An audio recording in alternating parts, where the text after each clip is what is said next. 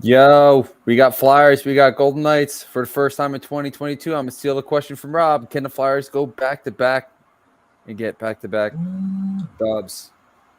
We'll find out. We got live reactions and a whole lot more to talk about on the Hockey Happy Hour tonight. Hit that like, hit that subscribe, turn them notifications on, and never miss anything HD's got to send you. Let's go.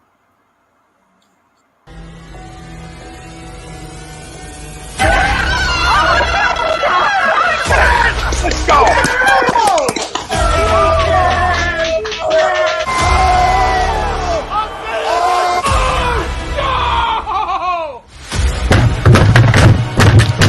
This ain't the fuck like oh, this game he stink!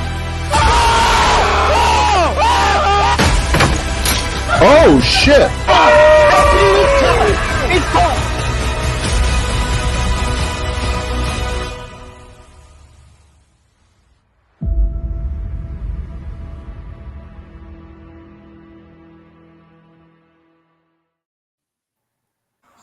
Welcome, ladies and gentlemen, to a brand new edition of the Hockey Happy Hour. We are live here on A2DRadio.com. I am Matt Sassuti, along with the Darkwing, Brian Daly. What And the broken one himself, Rob Povia. There's two types of people in this world. Those who think Keaton is the best Batman and those who are wrong. Although I did hear the new Batman movie is pretty phenomenal, but I just want to throw that out there. I've heard the same. I've heard a lot of good things about it. Well, you know what hasn't been good, although did have a recent win? The Flyers. However, after gutting out a nice, strong gut check victory against the Chicago Blackhawks due to Mike Yao losing his temper, took him a while, the Flyers managed to pull out that win and not give up a third period goal to lose the hockey game like they've had routinely in what was the last previous 5 before that. So tonight... Not for lack of trying, too. Yeah. And so tonight, the Flyers go into a matchup with the Vegas Golden Knights for the first time this year, starting up their 2-game season series. The one in Philly tonight, and then eventually down the line, they will go to Vegas to take on the Knights in their building. Question is, though, can the Flyers get the win? That's the big one. And tonight, as always, the Hockey Happy Hour is brought to you by Manscaped. Listen, if you want to beat anybody in the NHL, you need confidence. And if you want to get the ladies and you want to just nail it in life, confidence is the way to go. And Manscaped helps you unlock that. All the tricks of the trade. You get 20% off, free shipping with the A2D code, and Manscaped.com. Unlock your confidence and always use the right tools for the job with Manscaped. All right. And for tonight's poll question, are the Golden Knights the favorite in the West? Agree or disagree? Currently holding third place in the Pacific Division. Albeit, though, it's a tight race. It is anything but solidified. Question is, though, are the Golden Knights still the favorite, though, when the playoffs roll around? Yeah, I'm going to Go ahead, Rob. go for it, Brian. No, you go. Perfect timing there. Wow. All right. I'll make mine quick. I disagree. Do I think they're a really good team? Do I think they have a really good shot? Absolutely. Their lineup is just absolutely stacked from top to bottom. But I do think you can't rule out teams like Colorado, who, is in the market to acquire some more talent. I've heard rumors with them with Claude Giroux. I've heard rumors with Patrick Kane. I've heard they're out for a goaltender. So based off of what I'm seeing right now and how they're playing, is Vegas playing? I think they're kind of underachieving for the roster that they have. But do I think they're the favorite? No. Coming out of the West, I definitely think Colorado's the favorite, and I think they're going to get better after the trade deadline. Yeah, I mean, a lot of my argument coincides with yours, man. At first, my gut wanted to agree with this poll, but I got to disagree. I mean, the return of Jack Eichel will help Vegas big time as he gets his game back into form. Let's just face back. He's coming back from major surgery. But the loss of Mark Stone hurts them considerably. You know, he's been placed on long-term IR due to an upper body injury, and he's a good two-way player. In 28 games played this year, he's got 28 points, 8 goals, 20 assists. It's a point-per-game player whose overall game and leadership really hard to replace on that wing. You know, we'll have to see if he can make his way back onto the ice. And, you know, to your point, Brian, it's been a mediocre Knights effort. You know, they haven't been playing great hockey of late. I think they're 4-5-1 in their last 10. They have won their last 2 coming into tonight, so maybe turning the cornerstone a little bit. But as it stands, boys, they currently sit 3rd in the Pacific with 68 points, just 4 points ahead of the Oilers. And with the Stars, I think they're at 67, and the Preds just 1 point behind at 66, occupying the wild card spots. Those same 4 points are the difference between being in and out of the playoffs. No, absolutely. And like I was saying, that this team, for what the roster is, for what I didn't realize Mark Stone was out, so that's a huge loss for them. So that to me even says right now even more that they're not the favorite.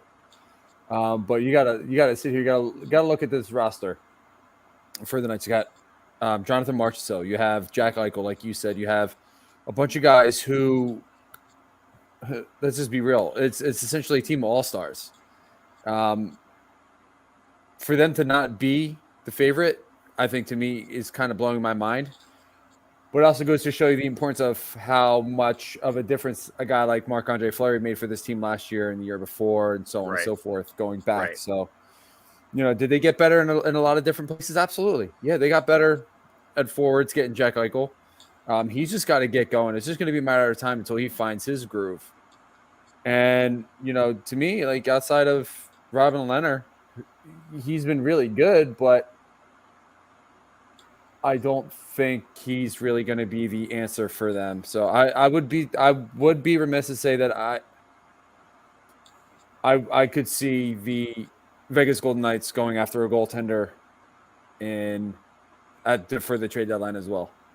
Yeah, I agree with you, Brian. I mean, he's been good, 2.91 goals against, but that's probably got to be middle of the pack, you know, 16th, 17th, most in the league. He hasn't replaced Fleury, and I think that'll be a point that the Golden Knights are going to have to address, you know, with this club moving forward. Special teams has been killing them too, Brian. 18.1% on the power play, which is 23rd in the league, 79.1% on the penalty kill, which is 18th. It's a mediocre team right now, or at least they're playing like that. Vegas, yeah, absolutely. We got a penalty coming up already, and I don't know if it's on Jack Eichel because he took a spill right into Hart.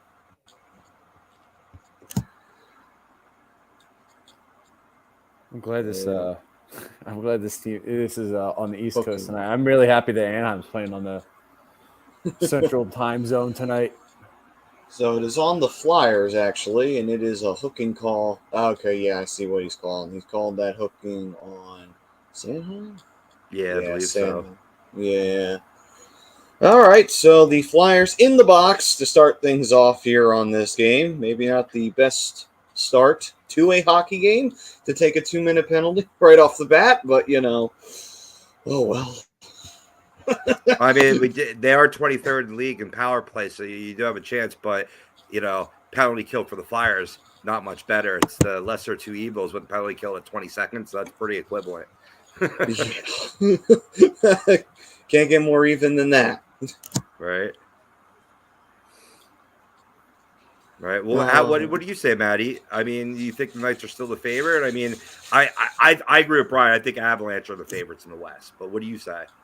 I would say, you know, Golden Knights, they're, you know, here's the thing that I've been following over these last few years, over the last few playoffs. I tend to think that whenever you don't think the team is going to do anything, they're going to do something. We saw with Washington, they had their big moments where they won President's Trophies, divisions every year, but Pittsburgh kept eliminating them. And so everybody thought, all right, that Washington is never going to win anything. Sure enough, 2018, not the worst year they ever had, but not one of the greatest. They still wound up going all the way to the Stanley Cup Finals and winning their first cup. St. Louis, who the hell would have thought that St. Louis at the beginning of the year would have won the cup? And they went on that magic run and managed to pull it off after years of being a team that was oh so very close no cigar, as they kept running into the Blackhawks and getting themselves eliminated.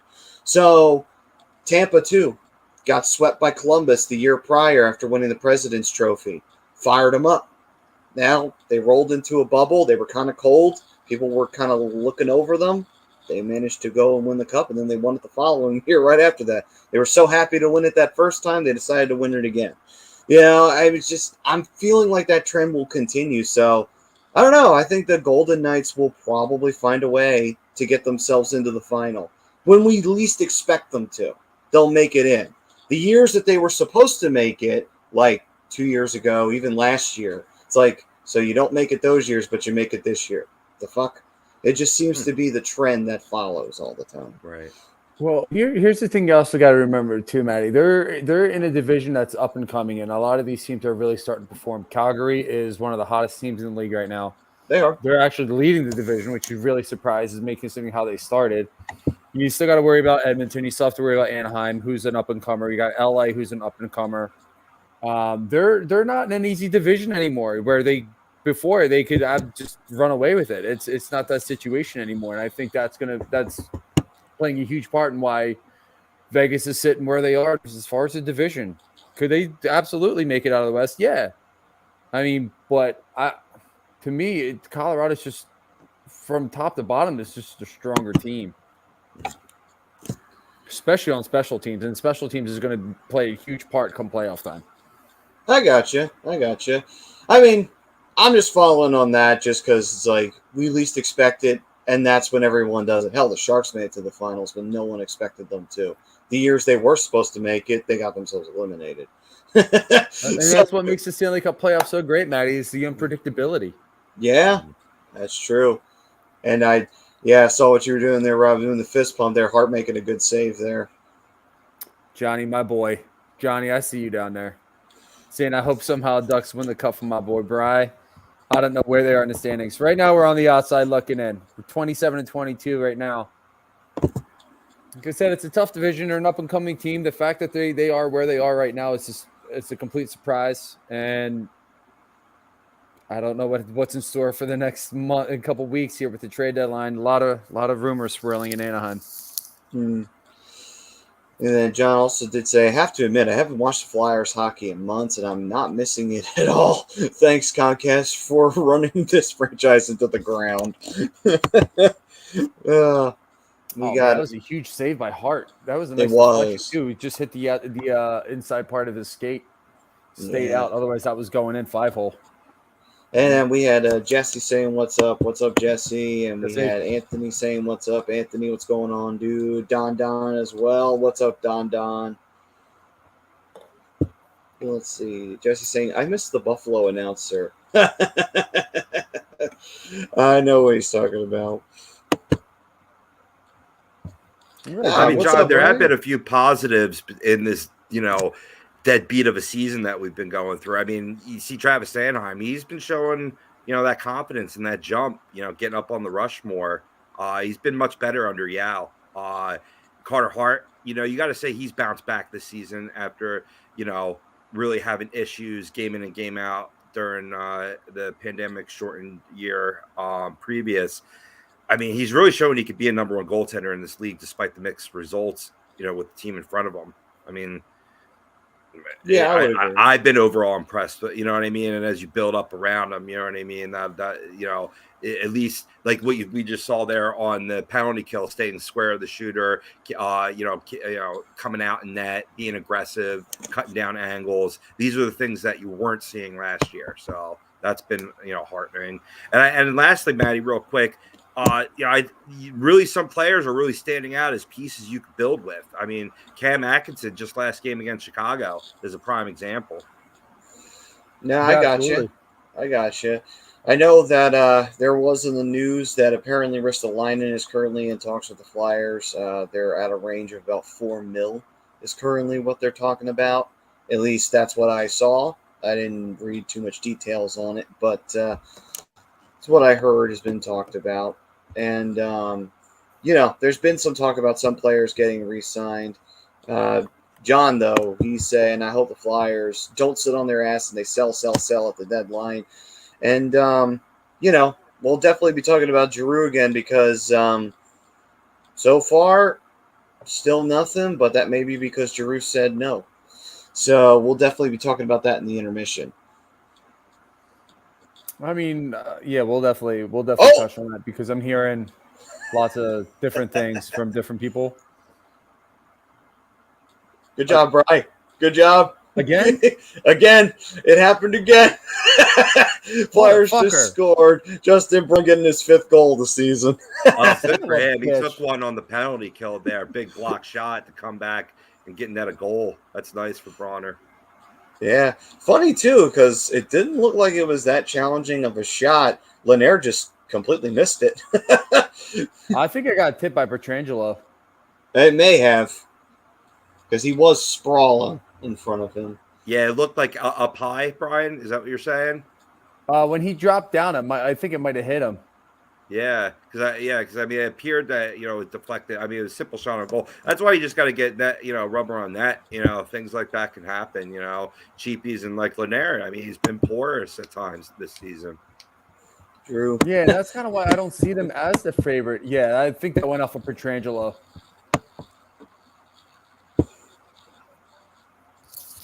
But yeah, I mean, Robbie, to your point earlier, like, yeah, has this overall been a shithole of a season? Absolutely. But I will say in this stretch, since they got that first win of 2022, they have been playing better for the most part. I've been saying this the last couple weeks. It's those final 5 minutes of the third period when they just completely and utterly collapse. And for Yao to come out and just sit there and start ripping into this team, I think it's something that needed to happen and was long overdue. To Maddie's point, they played better because of it. And this is something that we've talked about all season earlier in the year with Scott Hartnell. Hartnell saying the same thing as Yao was saying. This team has no pressure, lack of physicality. They play essentially playing a soft game. The fact that your head coach is calling you out and saying that you're playing a soft game, should speak volumes to where this team has been. And I want to see how they respond in the long run. I know everybody wants them to sell and wants them to keep falling. I'm kind of the opposite. I want them to win some games here. I want to see where this team is. I want them to really show, what kind of testicular fortitude this team actually has moving forward. Chances of them getting a first round or a first overall pick is, I don't like their chances. There's some good names in there that they can get in the top 10. Win some hockey games. That's ideally what I want to see them do, is really respond to what's being said to them and see if they actually step up. Because if they don't step up by the trade deadline, they don't win a good handful of games. I say you look at a completely different roster next year. And then I'm with John. Sell every fucking body on this roster. By the way, Don says that he hopes your Ducks lose. I saw that. Don, you'd rather the Blackhawks win?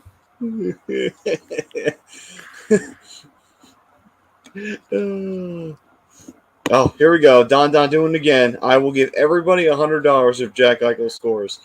Dude, you just keep racking up this debt, dude, because you did the same thing last week with Connor McDavid, the week before when the Flyers lost the game. It's like, dude, just stop it. Stop it before someone comes knocking on your front door and busting your kneecaps. It might be me. just like Will Ferrell and Anchorman, I don't believe you. You are a stupid man.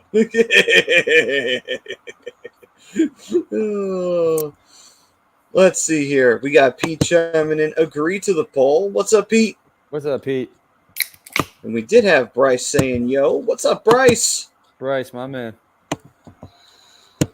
And yeah, so far, Anthony also said that Braun is alive. And he's right, because Even Justin Braunschweitz's scores is still better than Ben Simmons.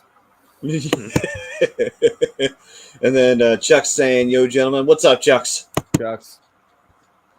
And then Don saying the Russian war froze all the banks. Oh yeah, I'm sure of that. Excuse, considering most of us are in the United States, you better stop it.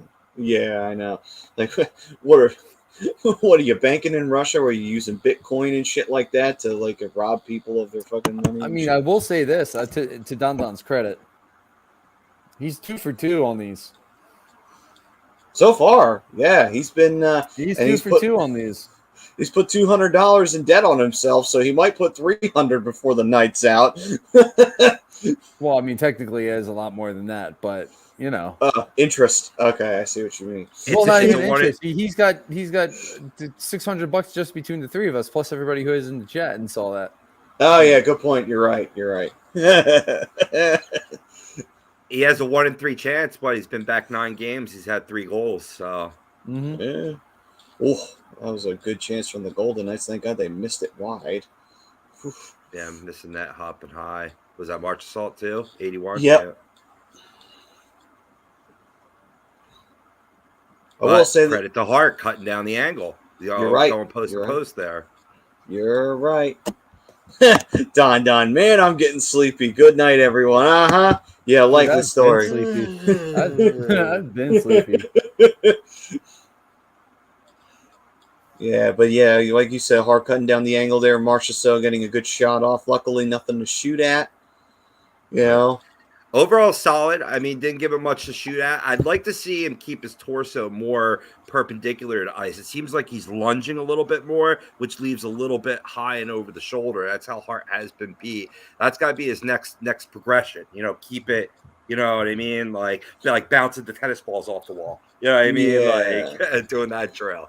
I mean, the thing is, too, I remember when Hart first came into the league, and it was the one thing that he had a habit of doing was, you know, kind of leaning and going down a little too early and leaving the shoulders open, leaving those holes open above him. So it's a, you know, work in progress, but again, 23 years old, you work on these things, you get better. Anyway. Let's see, Ryan saying it could have been at this game tonight, but decided not to go. A family member is at a game with her friend, and I've canceled all 3 games I could have gone to this year. Colorado game, Hurricanes game, and was rescheduled on tonight's game.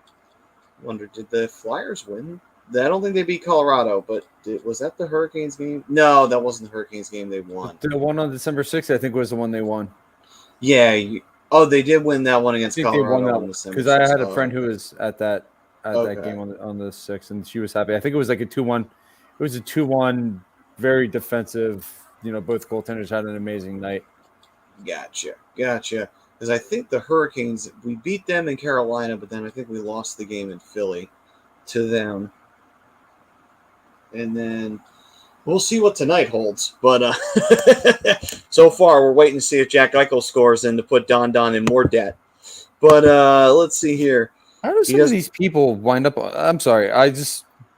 I'm curious about something. Like this chick, I have no idea who she is. I don't know how she's liking my stuff because my account's on private. I don't understand how that works. Russian banks? I don't know. What does Russian banks have to do with it? What? I don't know. Just, you know, Russian scams. I don't know. That's the only thing I could think of. Cyber attack? Yeah, I like your style. She wasn't Russian, though. Well, I mean, you could always grab an icon off, you know, Google search or something like that and, you know, fake up, you know, catfish. Yeah, what are you trying to say, Maddie? It's really a hairy-nailed, knuckled Russian named Boris? Is that what you're trying to say? Yes, that's what I'm saying. Listen, it could be. What the hell game was that? The Hurricanes game on 1/11. Yeah, on January 11th. And Ryan was saying the Flyers didn't play January 11th. Did he mean November 1st? Might have been November 1st. I would check that. But possibility, yeah. Oh. Ryan did go on to say that the Flyers lost that game actually to the Avs 7-5, and I think was that the game Is that the game where Cale Makar just kind of rolled on in on the D-man and just made him look like a freaking failure and scored a nice, Provorov? pretty Yeah. one? Yeah. That was Provorov. That was not a great moment for Provy. Highlight reel moment for Makar. It's November 12th. So it's the day. Gotcha. Okay, we got our answer. Oh, wait, I'm going back up here. Let me. You keep going. I'm going back here. All right. So while you I'm in the zone continue now. to look for Carmen Sandiego up there, Ryan Swoop saying, "I disagree to the poll. I like Calgary for the West. Said my reason why above." And then I mean, I want to throw out Calgary because I do think they could represent the West, but I can't say that they're the favorite to win the West. If they won the West, you'd have to say that's an upset. You know what I mean? Like, it depends on how the matchups work out, of course. But, I mean, are they having a phenomenal season? You know, hottest team in hockey right now, skyrocketing to first in the Pacific? Absolutely. But I think until someone surpasses Colorado point total, I think you got to say that they're the favorite. yeah, I got you. And let's see. Anthony's saying, Maddie is saying she needs a manscaping. Yes, that is exactly what I'm saying. She should use the promo code. Get 20% off the order. Listen, manscaping isn't just for guys. Yes, it is. Otherwise, It it is. wouldn't be called Manscaped. I know. Stop it. Oh, come on! You never had your lady use your razor in the bath in the bathtub. That's the same premise. No. No, me neither. Really, actually. Uh, We're a bunch God, right? of dorks. We're a bunch of dorks on the show. Remember from that show? Yeah. yeah. Benjamin, Yeah, it's but 1-0 Flyers. Past life, though. Yes, it is 1-0 Flyers, Benjamin. What's going on, dude? Apologies for you coming in at this moment. I'm not sorry. I'm not sorry. Commercial break right now. Yeah, Ryan's saying I got canceled or rescheduled is what he's saying. The only other Hurricanes game I saw was, I think it was like November 12th or something like that. It was a 2-1 game. We got Greg chiming in, and it looks like Farabee's in the box for something. Again, he just had a great slashing. Yeah, he had a great opportunity in front of the net. Just the puck just rode up higher on a stick and out of play. Yeah, come on. Well, I That's don't a think. love tap. Yeah, I don't think there was much there. Unfortunately, refs like to call shit like that when you get things in on the hands. So, unfortunately, I'm not surprised he called that. Honestly, I wouldn't know. I'm still at a commercial here. you'll see it in a moment. Let's see here. We got Greg chiming in. It was a love tap, but you know what? They've been calling that all year. Yeah, that's what I mean. We got it in on the hand, so I'm not surprised. Greg saying, "What's up, fellas?" And he says, "Agree to the poll." And Vince saying, "Let's go." That's what we're talking about. Have that Flyers pride right there. And let's see. He said, "I got Philly plus 235, I think it was. Small, but still common. Mix one in, boys." I like Right. the bet, like we covered earlier in the show. I mean, you know, playing Vegas Golden Knights club that's coming in playing mediocre. I mean, winners of the last two, but I think at least one of this game was against Ottawa, I believe. You know, who's up and coming, but still a lot of holes in their game. You know, I think it's an educated bet. You know, anytime you have, no matter what the sport, you know, a West Coast team coming east, bet against, Yeah. right? Yeah, that's true. That's true. That can have an Size effect. there. Nice. Fuck you, Eichel. Piece of shit. Oh, excuse me. Sorry, he's not in That out Buffalo. loud. That's okay. So, I mean, he's not in Buffalo anymore, so at least you only have to deal with him twice a year now instead of dealing with him 4 times a year. I heard Kevin Hayes has been, you know, skating pretty comfortably in practice. You know, had a good game back against Blackhawks over the weekend. Got the opening helper on the opening goal, and I think he probably had like 18 minutes of total ice time. So it's good to see him skating well and hopefully building up to like coming strong into the 2022-23 season. Getcha. Yeah, I mean, I've been hoping that Hayes has been, like when he was coming back from injury, that he would be kind of getting back into the swing of things, and it seems like so far he is. Hopefully that trend can continue. Well, he's just another guy. He can play both sides, power play, penalty kill. It does a lot for allows you to extend up the middle, remain deep at center. We see that now. I mean, in this game, they moved. I think this carried over from the weekend too. I'm not 100% positive, but they moved Scotty Laughton up to the top line between Giroux and Konecny. Which was an interesting move, and we've seen Scotty Laughton when he's had time in the top six, has had that goal scoring touch. I didn't like separating Giroux and Atkinson. I think they're better on the ice together, but at least it does spread you out. And Derek Brassard, had a better game, after a horrible gaffe in the game previous. So, his game still leaves a little bit to be desired, but when he's right, he can really help out your hockey club. No, that's true. That is very, very true. By the way, Anthony did say this, though, to you, Pove. He said, Pove, last time a girl shaved, she left her hair in my sink. That is rude. You should never do that. I don't think I even want to know what she was shaving at that point. Feel free to tell that privately to Brian. And when he means that, he doesn't. Yeah. The Rangers are trying to sell off a couple of young pieces.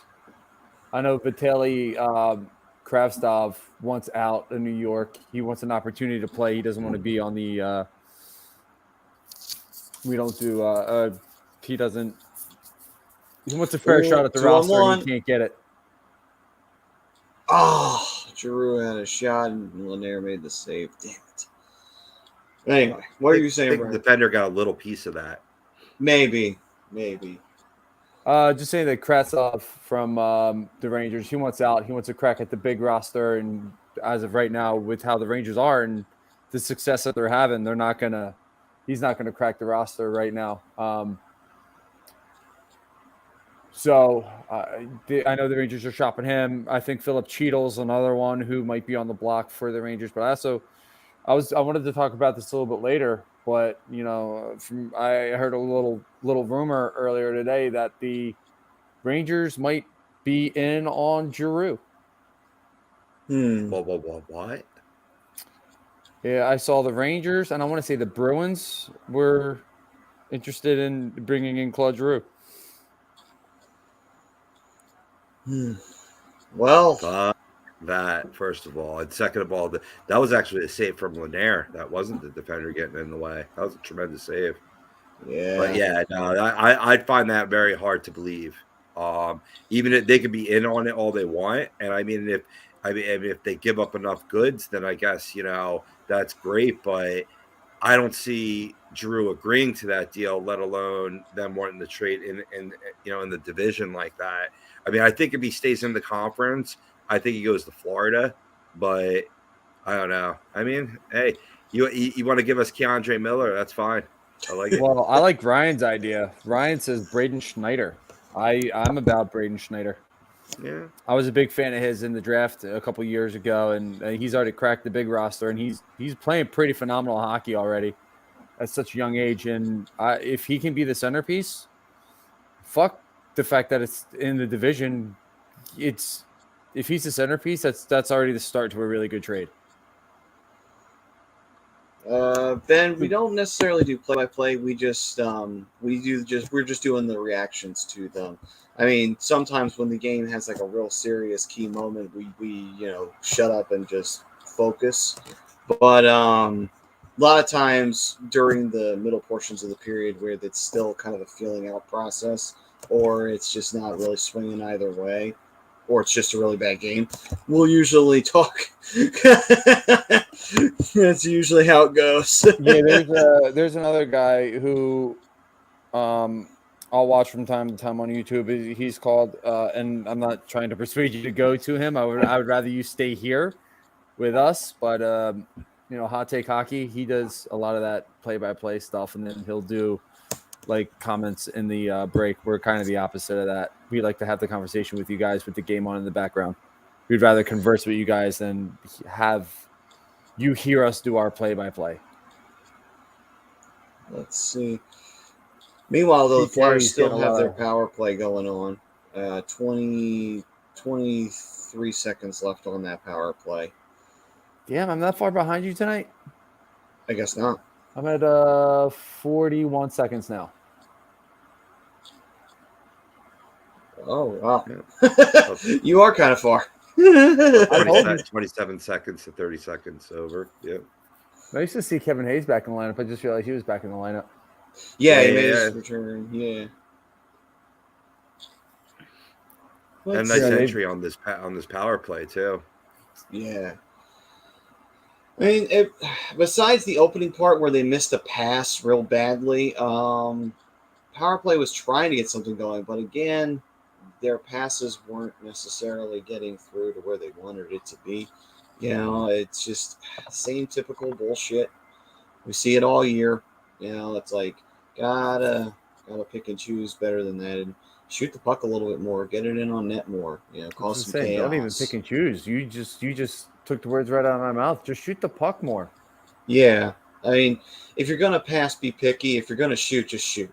You know what I mean? Just put it in on net and do that more often than not. You know what I mean? Because it's just ridiculous to keep passing it forever and ever, amen, on the power play instead of taking shots and really causing chaos in the Vegas end. Yeah, I mean that's the one thing like that they really need to focus on a little bit more, and it's not even just on the power play, but it plays a huge part of the power play is, you know, making sure that they do start putting more pucks on net. Like just even in general, like even strength, but just put more pucks on net. You know, they're always like and this has been a problem for the last couple of years. They're just, you know, they're looking for the finesse play. They're looking for the pretty play instead of you win more games by getting into the dirty areas and scoring dirty goals. They don't have to always be pretty. You don't have to always be a highlight reel goal. No, you're right. And another penalty coming up on the Golden Knights. It's going to be a cross check. So the Flyers will go back to the power play just as quickly as they came off the power play. So Flyers have a chance to make up for it. So we'll see. Meanwhile, Ryan saying, I was so mad he wasn't available when the Flyers picked. I was freaking out to Jamie Bascal when he got picked by the Rangers. Really? I love Jamie. Jamie's a good guy to freak out to because, you know, Jamie knows his shit. Jamie's a Yes, friend he of mine, does. and we've had the privilege of having him on the show. So Yes. we're very familiar with Jamie and the great work he does over at the Flyers Nitty Gritty. If you don't, and I'm going to give you a shameless plug here, if you don't follow him, give him a follow. They do great work over there, so definitely check them out. Yeah, they put out some great Twitter posts and everything too, along with it. Yeah, absolutely. I've been following Samantha. I'm getting her last name now. She actually is a beat reporter for Flyers Nitty Gritty for the Phantoms, and she's expressed the desire to come on the show and talk a little Phantoms hockey with us. So we'll have her on the program at some point. Samantha Weismer. Yeah, we need to get her on. We've been discussing this for a little too long. We need to start getting some action on that one. That could have been phrased a little bit better now that I'm thinking about that. Can't take you anywhere, Brian. No. What's up, Dylan? Dylan, Boys pulled out a big win last night, Dylan. That was a hell of a game last night between the Flames and the Oilers, the old Battle of Alberta. He is going on, and he is huge game. Yeah, always. And he did say, let's hope the Flyers can take care of the Golden Knights or the Vegas, and the Flames take care of the Caps. Yeah, I would say that would be a fair trade, but, you know, the Flyer season's over. But, I mean, for Vegas, yeah, I have no problem if we could get a win tonight. Do you guys a favor. That's no problem. Troy's in the building. He picked a good time, too. Well, I meant to talk about this before the game started, but I mean, one guy that's got to be up for this game is Patrick Brown, you know, going against his former club, you know what I mean, with Mayhew and McEwen on his wings, you know what I mean, who've been playing well or what. I expect them to make a difference in this game. True. And I love that line. I really do. Lots of effort there. And for the opposite end of that, Nolan Patrick is still hurt, so he is not playing against the Flyers tonight. And I don't know if Big he'll ever surprise. play again. Yeah, I was about to say, Nolan Patrick's hurt? No. Is Noah Patrick and Ben Simmons the same person? I've never seen them in the same room. Good point. Yeah, when Nolan Patrick's here, Ben Simmons is not around. Oh, interesting. Gee, you had a lane. And Brian saying, Brian, do you like Cam Fowler more than Provy? I'm assuming you do, being a Ducks fan. What are the primary differences between the two? So that's actually kind of a tough question. Cam Fowler plays a very similar game to the way Scott Niedermayer used to play. Great skater, very good vision, is a very smart IQ. And I'd say kind of the biggest difference between the two of them is Provy tends to be a little bit more reckless with the puck, where Cam isn't. Cam did have a long stint early in his career where he would turn the puck over. He got a little reckless and careless, but over the past, I'd say 2 or 3 years, he's gotten a little bit better with the puck. I think he's a much better skater than Provy is, and just the overall IQ, like I was saying, and that comes with time too, because Fowler's been in the league a little bit longer than Provy. So I mean, that it just comes with time and experience. And Cam had some really good guys to learn from. When he was learning, he had Francois Beauchemin and every time. You did it again! You did it again! Brian, you need to just keep talking. All fucking show. Me and Rob will not say a goddamn thing on these live reactions. Oscar looking stronger, man. I mean, he's gaining that strength, more resembling the player he was before the cancer. Good to see. That's been a positive this season for the Flyers as well. He wasn't getting there to that other side of the post on the wraparound like that, maybe even earlier this season. But coming from the Flyers fandom, Ryan, I'll even go with I like Cam Fowler better than Provy. Provy is on my shit list right now, as it is with a majority of the Flyers fan base. But if you're asking who I choose to have, you gotta go for the younger player, right? See, I don't know if I would even go for the younger player. Yeah, I would absolutely go. I think I would take Fowler over Provy any day of the week. Again, that kind of sounds like a little bit of Homer coming out of me, but if we're comparing Provy to Fowler, I'm taking Fowler every single time, and maybe even twice on Sunday. It just been this way. They drafted Provy to be that number one shutdown defenseman, and after some brief glimpses of that 2 seasons ago, I just haven't seen that player since. And I hate saying the excuse of who he's been around. He hasn't been the same, since he lost his D-pan. You know what I mean? He's got to stand on his own 2 feet. Yeah, and I think that's also the biggest difference. And like I was saying before, I got really interrupted by a goal. Again, is Fowler had really good guys to learn from on that defensive core in Anaheim for a long time, and I don't think Provy ever got that. The best season that he had was a couple years ago with Matt Niskanen, and then Niskanen retires at 33. I don't think Provy really had that guy to really mold him into a really solid defenseman. I think everything that he has learned, he's had to basically learn for himself. And that's a shame because I like Provy. I think there's a lot about his game that is really good. I think it sucks to say because you're still talking potential with Ivan Provorov. What the fuck is with this no whistle there? Massive humanity in front of the Flyers net. Wait, what happened? Friggin' 3 guys friggin' pummel fucking Hart, and then fucking then the puck gets shot at him, and then they don't blow the whistle until like 5 minutes later. I'm like, dude, what the fuck? Oh, yeah, I just got to that. I mean, I guess they're thinking the Flyers player skated him into Hart, so they had to give an opportunity for Vegas Golden Knights to complete their offensive play there. But I mean, no, not even. Aristo didn't dump him in. Yeah, I have no idea why the refs didn't blow that down. Yeah, more like, who was that? Who was that? Was that They're not even letting Pacioretty out of the net. That's actually kind of funny. It was. Hart still made another save too in that scrum.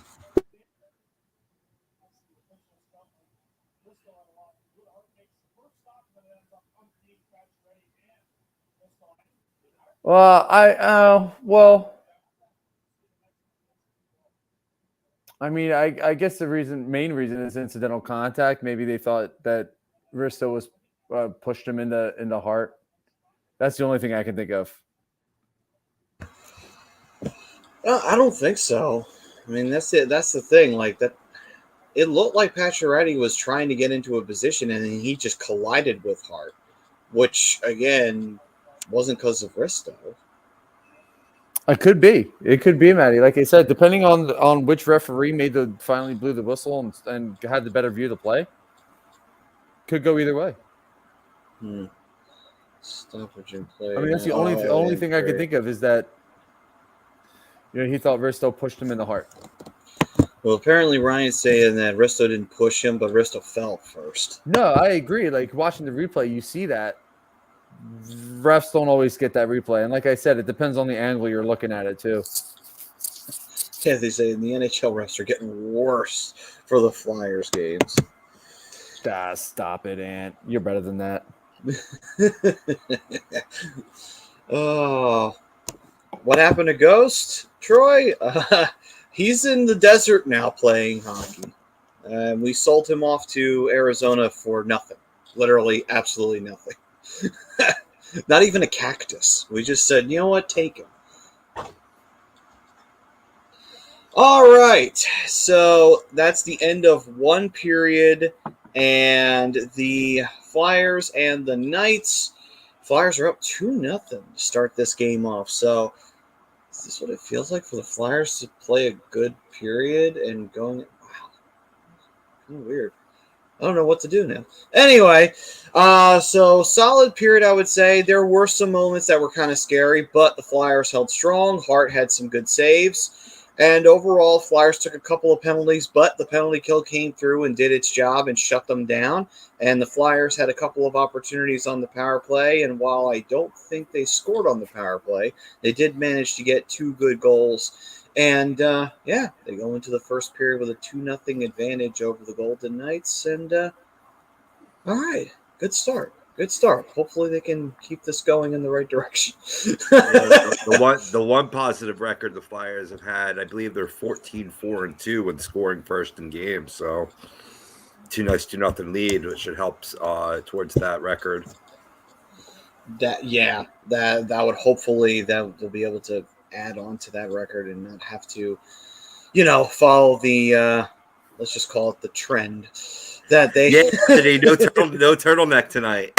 Yeah.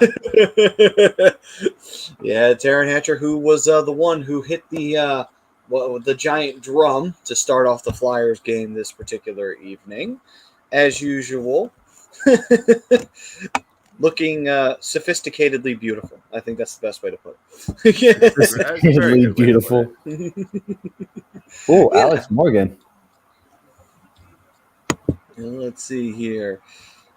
Ryan saying, wow, I thought Fowler was a little younger. Yeah, I think Fowler's pushing 30 if he's not already 30, and Provy's, 25? So, yeah, somewhere around that range. All right, so at the end of the first period, as well as the poll question sponsor is BetUS, and BetUS is basically if you become, say, an A2D member, which is $9.99 a month, by the way, and you can get all the tips and tricks from the Money Pod podcast in Willie Vegas, you could take the advice that they give you and go to BetUS and make yourself some money. BetUS is the leading online sports book who has been in the market for over 25 years, and you could bet anywhere in the U.S. on everything. And you use that link that you see right here at the bottom of the screen, and you get 125% sign-up bonus. So you got some nice benefits going on. So definitely check out BetUS. And just as a quick refresher, the Golden Knights are the favorite in the West. Agree or disagree? That's for the poll question. And for the first period sponsor, we have, if you are looking to buy or sell a home, and if you have a change in career or brokerage, Alan Foy is the guy to contact. And you can contact him at 302-682-8820. Visit him on the web at alan.foy@exprealty.com. And listen, man, when you do anything like this, whether you're changing careers or you're selling or you're buying a home, you want to get it right. You don't want to mess that up. Alan Foy is going to make sure it's done properly. So go to him, get it done right. All right. Gentlemen, after the end of the first period, into the first intermission we are. Let's talk about it. So as the trade rumors continue to swirl and the negotiations that have possibly started with Ristolainen of him signing a $4 million contract to stay with the Flyers or whatnot, the rumors have been swirling around him as well. Claude Giroux has been the main talk, of course. And Giroux, it seems, has not given permission for a trade. However, I did see that he might be coming to a decision real soon on whether or not he's going to or he's not going to waive his no-trade clause. And I got to be honest, do you feel as though that Giroux, do you feel like he himself should leave? Like if you were Claude Giroux and you were in the position now, would you waive your no-trade clause? What would you do at this point? Go try to win the Stanley Cup or stay to Philadelphia and stay loyal? Ooh, that's a tough question.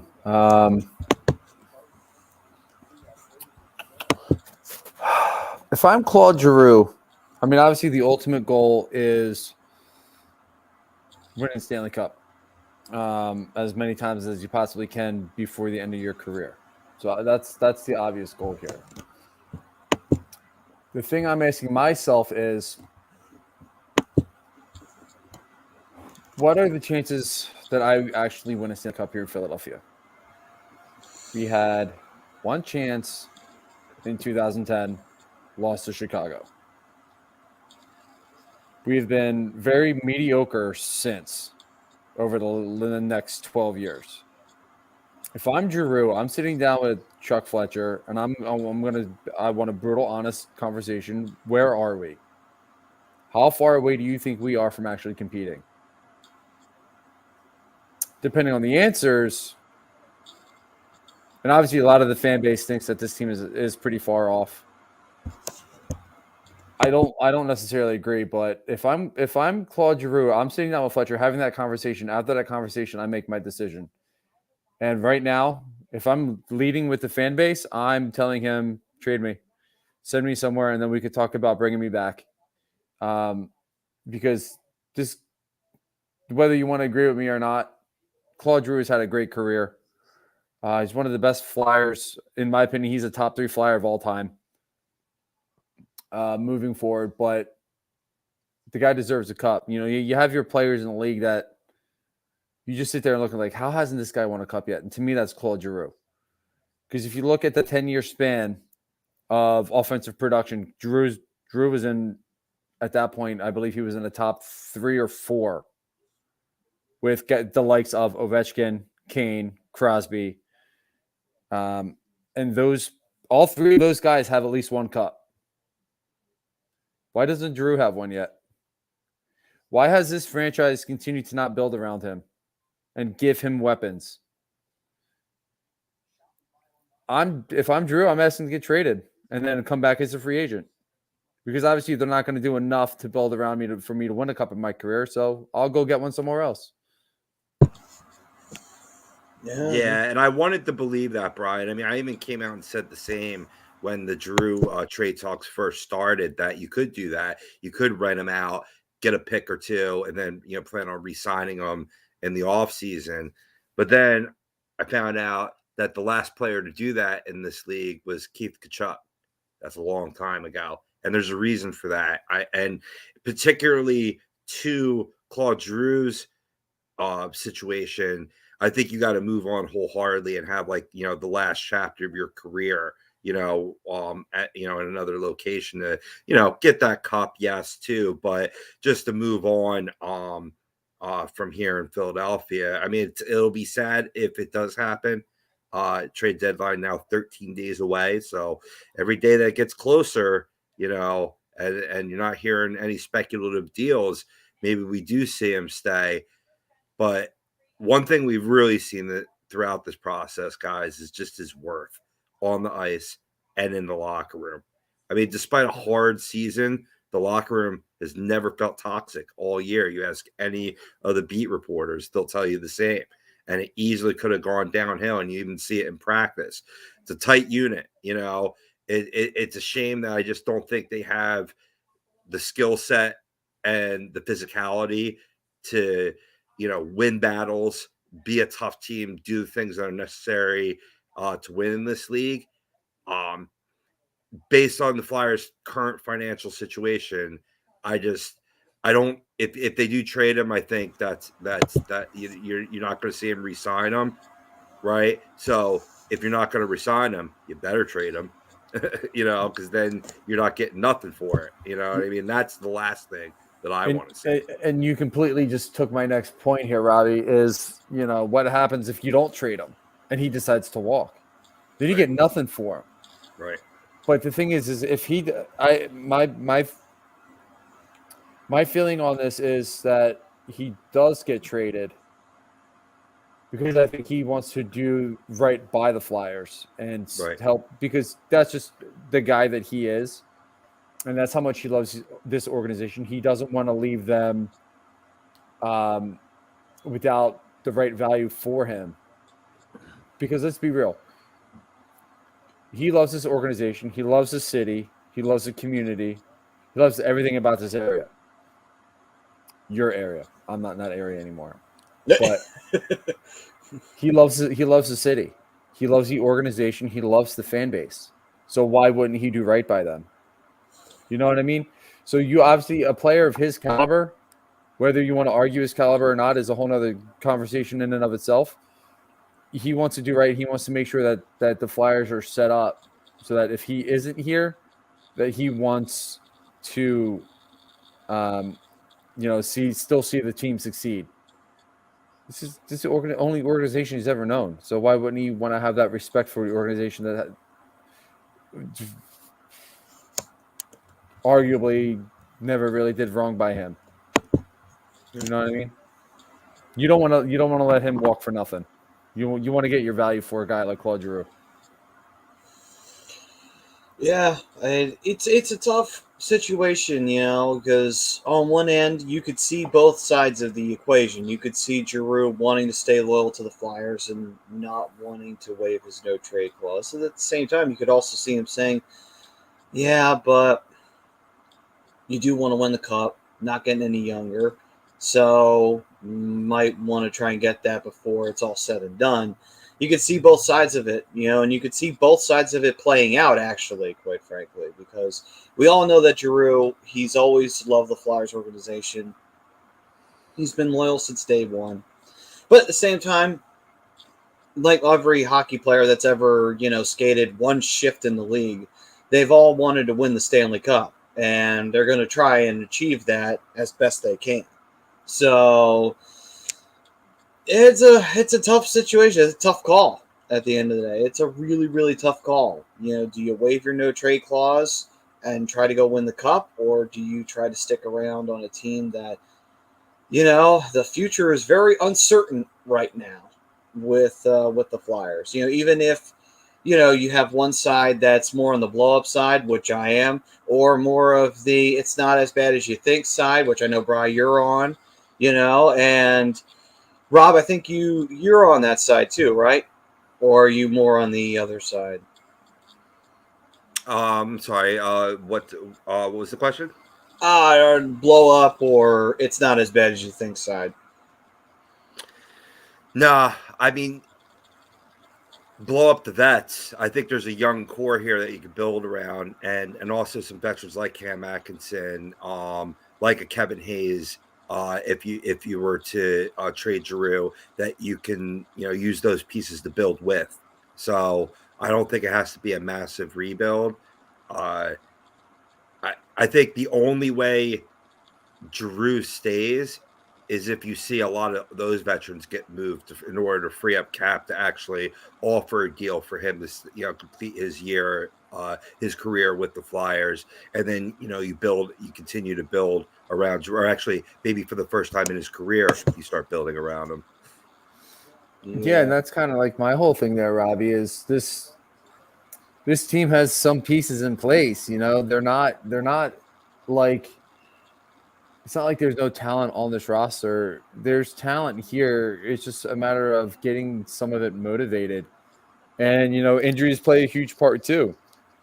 You're missing Couturier, you're missing Ryan Ellis, which, is considered two of the bigger pieces on this roster. And then on top of it, you have guys like TK, who's underperforming, has been underperforming, in my opinion, which surprisingly, he's still in the top 3 in points, which blows my mind. Oscar Lindblom, you're still waiting to see. He's still a question mark, but right now he's looking like a solid bottom 6 style of player. And the guys that you're getting the consistent effort out of every night is your fourth liners. Jerry Mayhew and Zach McEwen and Patrick Brown, those guys. Defense for me is the biggest issue. So, I mean, if you can get your defense squared away, you don't need to fully rebuild. You can rock with the vets that you have on the offensive side. You have young guys in place for that offense to be effective. We've seen the offense be effective, even without Sean Couturier. If you can put the defense back together, this Flyers team is a playoff team, which is why I'm saying give them another year, and I think they could be a consistent playoff contender. Stanley Cup contender? We'll see. We'll see the development of some of these younger guys and who they decide to bring in as veterans. But this team isn't far off from being a playoff contender again. They just have to fix a couple holes. And to Anthony's point, do I think the front office is a problem? Yeah, absolutely. That's where the most dysfunction is with this organization. But I mean, we'll see what happens. I mean, to an extent, yeah. Find a coach and stick with them for a few years. I mean, how many coaches have they had under the same core? There's been quite a few. Right. Well, I mean, but you have to be willing to make changes in that front office too, and I think they've showed a willingness to do that. Hiring 2 analytic experts, adding Danny Bay, of course. You know what I mean? I think there was another new hire in the front office there. That's what hit. And I'll get into this later in the show during our shootout segment, but hitting bottom of the barrel, you got to be willing to make changes, organizational wide. Yeah, absolutely. And to me, I shouldn't say to me, for me, you got to get Paul Holmgren out of that office. You got to get him out of the organization.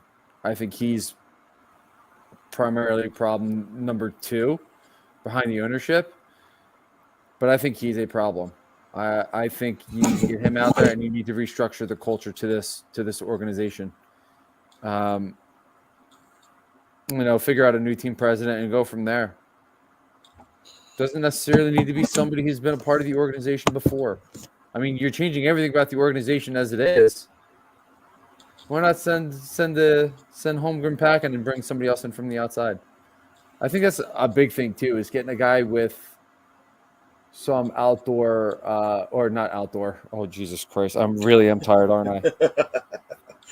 Outer perspective of, what's going on in the NHL, instead of having a guy who's been in this organization for essentially his entire career on the ice and off it. pretty much. Let's get some new perspective, some fresh eyes on this organization, and see what happens. Dylan saying Tortorella, Tippett, Tocchet, and Maurice would not be the answer at head coach either. He did say the Flyers needed a new head coach. Troy said, should the Flyers pull a process? So I mean, there's a lot of debate on this, and it'll continue to be a debate. This will be a debate well into the offseason until next year gets going and we start to see some results from that. Until then, it's going to be a debate of should the Flyers blow it up? Should they just say, you know what, this is just a bad year. Injuries killed us this year. We made good moves. It just did not work out at the end of the day. And there was not enough of a step up. And now next year there will be, and we'll have those players back. That's the one perspective. The other perspective of, okay, enough of this plug and play shit. We need to fucking blow this up now because this plug and play shit ain't getting it done. Right. Dylan, I want to throw this question out to you. Who, if you're Chuck Fletcher, who would you hire for the Flyers next head coach, assuming that they don't retain Yao? And while he does that, Maddie, you and I have talked about this. We talked about this last week. Yeah. There's no need to blow it up. We've been talking about it, but it's going to continue to be a debate. It's going to be continuing, not even just between us, but the fan base too. You know what I mean? I was gonna say, yeah. What are you talking about? Yeah. But see, for me, even a retooling is still, I still classify both and blowing it up. I mean, you got to make changes. As long as I see changes, you know what I mean? Like, you can't go with the same core and expect different results. No, you're absolutely. right. And I agree. Like, there needs to be changes. But again, this organization is in a situation where I truly believe in my gut that there's pieces here. There's already the pieces in place. Mm-hmm. We've seen this team in these games offensively. We've seen them be able to score 3, 4, 5 goals a game. I'm not worried about the offense. It's the defense that scares me. It's the defense that worries me. It's a defense that needs to really be upgraded. Could they upgrade during the trade deadline? Absolutely. Absolutely. I know, Robbie, you're big on him right now. I trade Sanheim. I try and trade Yandel. I try and trade. Who else is back there? Justin Braun, I think, would be the top option. Justin Braun. I would try and trade Justin Braun because Justin Braun's probably going to get you the best return out of the three of them. Right. If you can get a 7th round pick for Yandel, you take it. Get him out. I could take a sack of pucks. But I'm turning around on Sanheim, though. I think I kind of want them to keep him and try to extend him this offseason. He has one more year on his deal, and then he becomes unrestricted free agent. But, I think if you're going to stick with any of the current on the active roster, young Flyers defensemen, not talking Cam York or any of the young pups there, right? I would keep Sanheim over Provorov.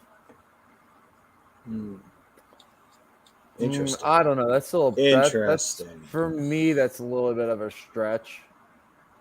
I mean, that's intriguing. Both players are streaky, though. So I'll give you that. Both players are streaky. My thing that irks me with Sanheim is I feel like he does, and you can kind of say the same thing for Provy here. I feel like there's a lack of physicality in Sanheim's game, but I do feel like Sanheim is smarter in the offensive zone. Mm-hmm.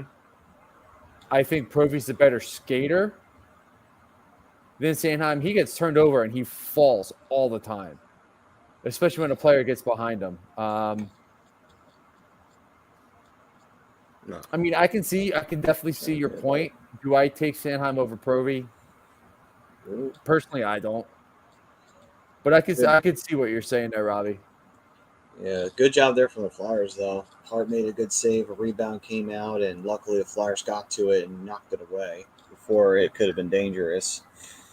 That's why you spit out hot takes, Brian, to get a reaction out of you. You know what I mean? And you know what? There's your opinion, and then there's the right opinion. So mine.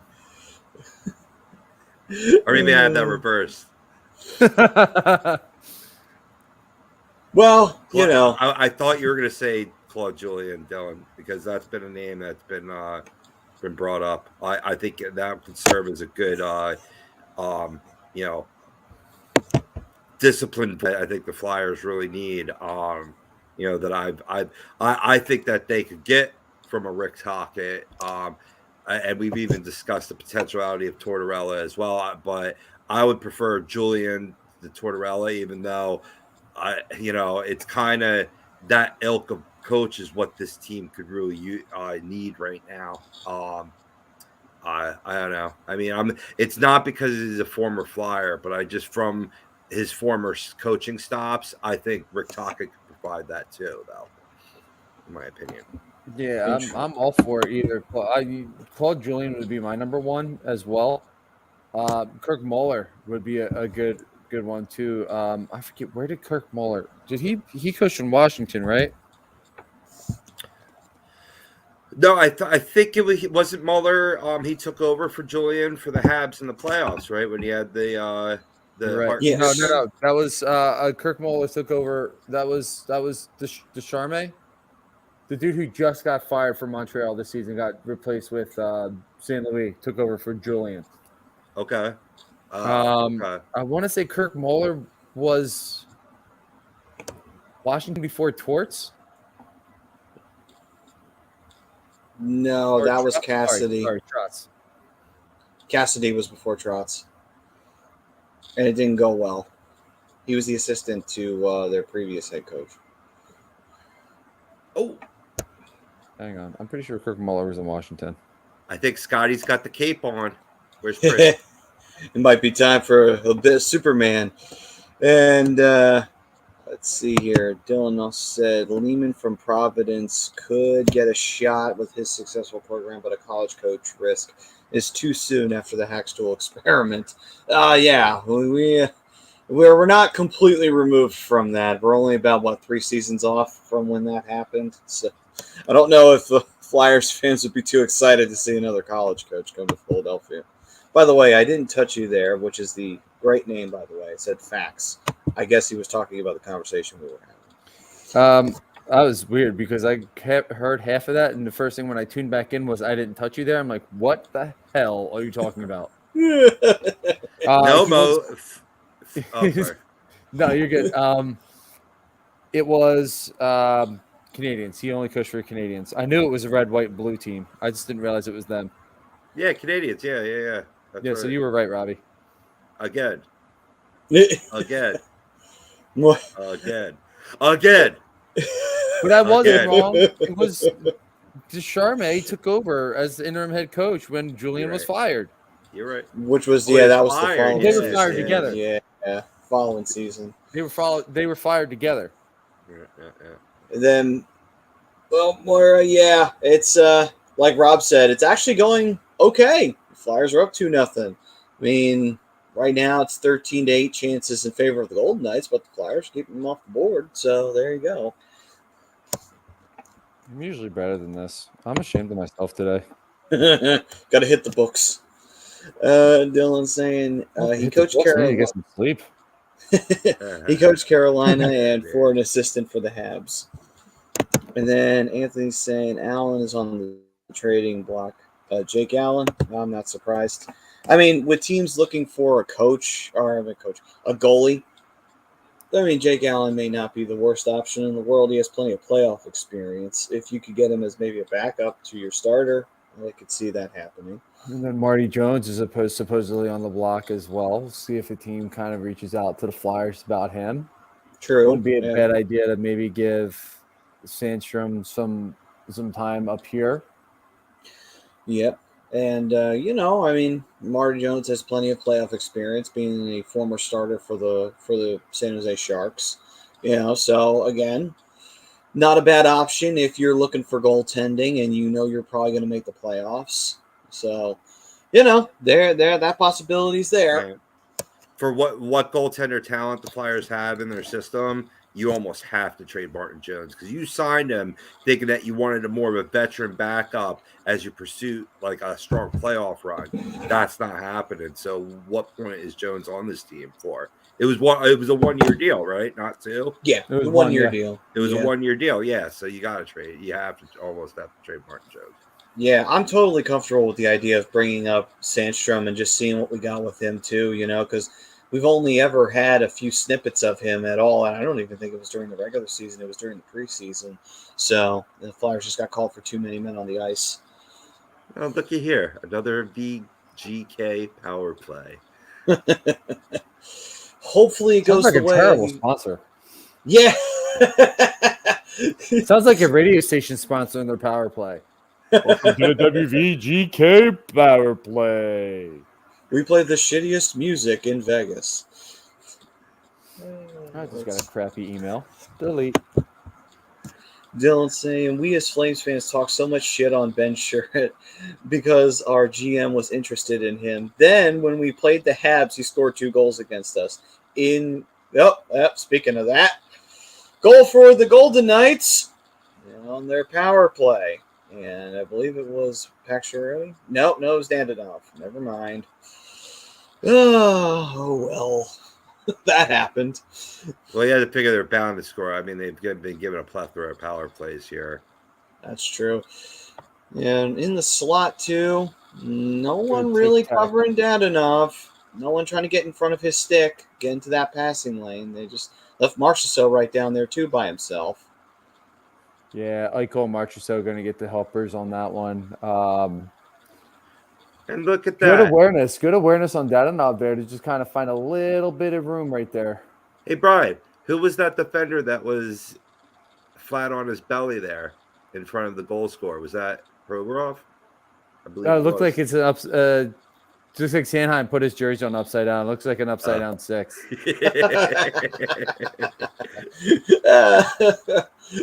I'm curious why Provorov went down there. Especially it's when you have your face in front of the puck.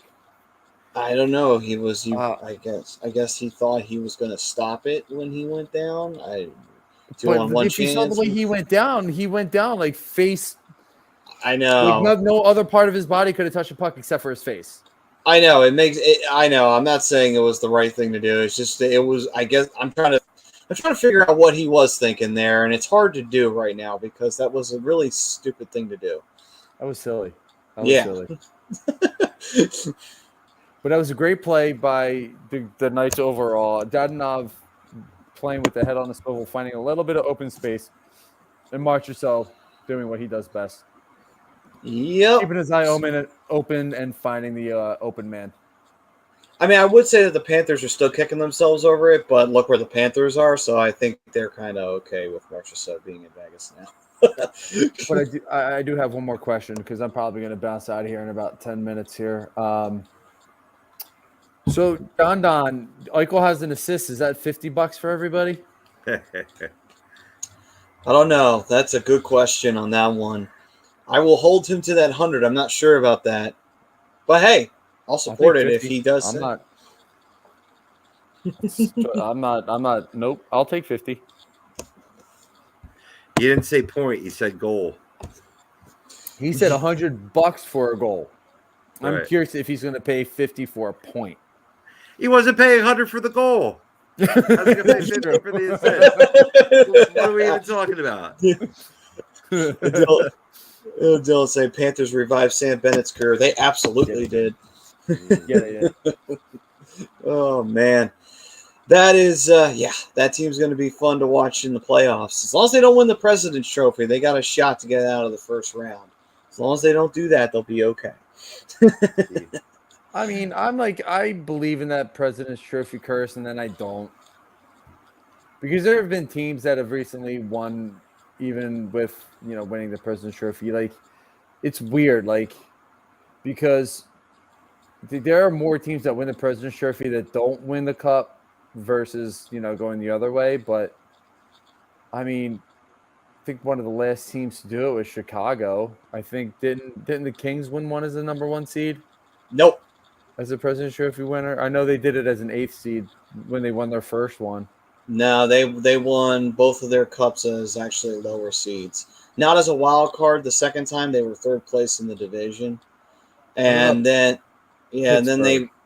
Pittsburgh, no, they did not win the President's Trophy in the 2 years in a row. Washington won the President's Trophy those 2 years, and they eliminated Washington.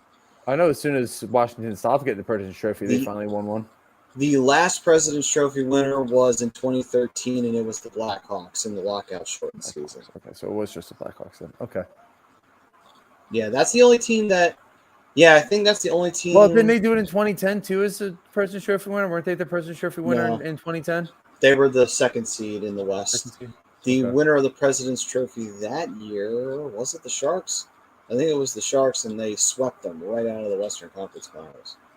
So, yeah, it's not been a pleasant experience. Bruce Boudreau is notorious for winning President's Trophies and losing in the first round. Oh, yeah.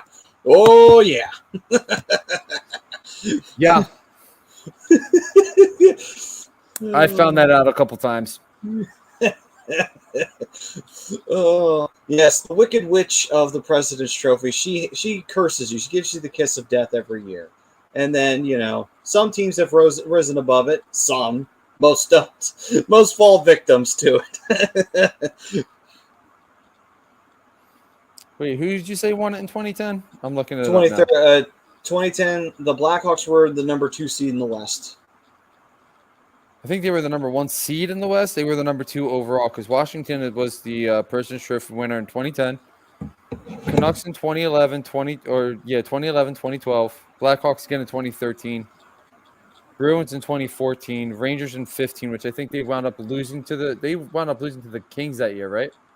Who? The Rangers? The Rangers lost to the Kings that year, right? They lost to the Kings. They got there. Yeah, they got there. They lost, yeah. Yeah, and then you said 2016, 2017 was the Capitals, which you're right. Nashville in 2018, which I think, again, they got to the finals. No, not in 2018. No, 2018 was Vegas. Yeah, actually, I think Nashville got eliminated in the first round. Or that was the second. It was early, and everybody pointed and laughed at them for winning the President's Trophy that year. You just don't do it. And then Lightning, Bruins, Avalanche. We all know what happened when the Lightning won their President's Trophy. It did not end well. You hear something crazy? What? 2007, the Buffalo Sabres were the President's Trophy winner with 113 points. And they got eliminated in the... What was it? Was it the Eastern Conference Finals they got eliminated that year, or was it the semifinals? It might have been the semifinals.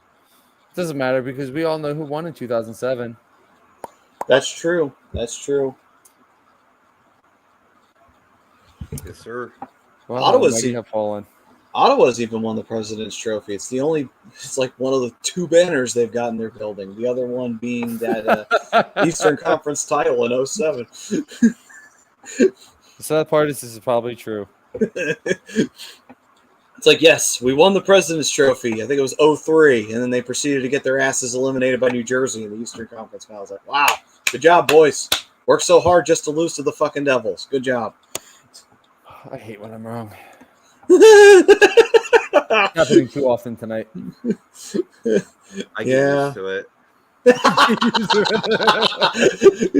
You're the right one tonight. This isn't right. Something Yeah. Don 07 doesn't count. He puts an asterisk next to that season. Yeah, because the Ducks beat the Red Wings that year. They did in the didn't they beat them in the Western Conference Finals to get into the Conference Finals to get to the they did. Yeah, I remember I was shocked when I saw the Ducks did that. I was like, "What? The Ducks are in the Stanley Cup Finals? They're never in the finals. What the fuck?" Even though they had only been in the finals in 2003, won that one. But still, 4 years later, but they were a competitive team in 2004, 2005, 2006.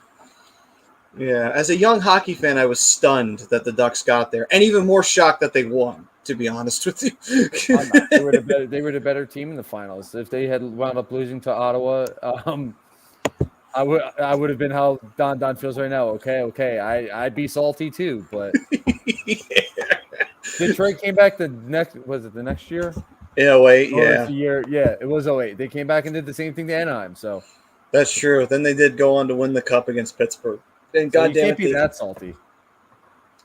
Yeah, and yes, and you're right. Daniel Alfredsson did deserve to win a cup. Unfortunately, when Ottawa got there in 07, they were a shell of what they used to be.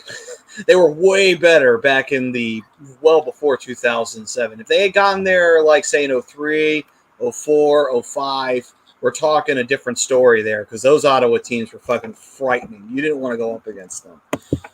What was it? Daniel Alfredson, Sean McEachran, Chris Redden, Marian Hossa. Who's the other big name defenseman that they had? I'm blanking on his name. I think he was in that. He was in that brawl too with the Flyers and the Sens. I think. He may have been. Who the hell was it? He had another big name. I actually think he played opposite of Chris Redden. Shit. I can see him, and I can't think of his name right now. Fuck. Same. Oh, don't say 04 Calgary would have destroyed them. Imagine if the Flyers won Game 7 against the Lightning, and we got Flyers versus Flames. Flames probably would have won then. Unfortunately, knowing the Flyers' history of choking in the finals, I would not have put it past them. Honestly. Could have been. and honestly, too, as well, we had Eschingol at the time, so it was very possible. Very, very possible. Yeah, but that offense was so good. That's true. And we did have Keith Primo as captain, so, the Flyers were willing to jump through freaking flaming hoops butt naked to fucking win a game during that time. So they were quite terrifying. The culture. There was a major culture turn there for the better. You had not just Primo, you had Ronick and Monty, and I think Leclerc was still a member of the team then. And, you had guys that could play, could score, create offense. They banged bodies. They lived up to the Broad Street reputation. And, they knew how to create offense. They knew how to score goals. These guys, they had legit guys who were shoot-first players. And right now, all they have are passers. Yeah. Chris Phillips, that's it. Yes, Chris Phillips. Thank you, Anthony. Thank you. Somebody was paying attention back then.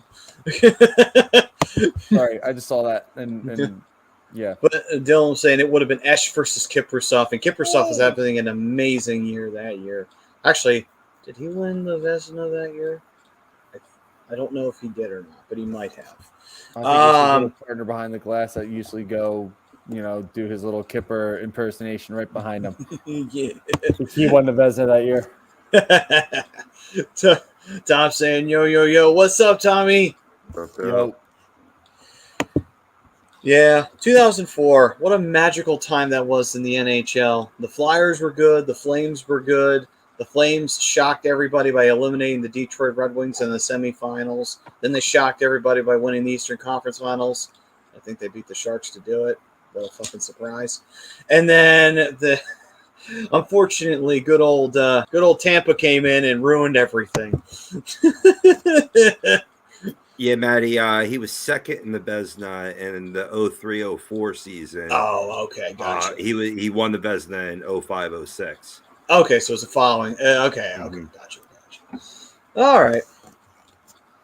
All right, so real quick before I jump off here, boys, a little bit of update on the trade rumors involving our teams. Obviously, we know a lot of what the Flyers are potentially doing. I just want to touch on Anaheim real quick.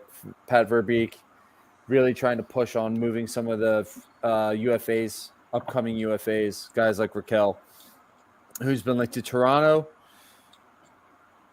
the Rangers, and somebody else. I can't remember who the third team was.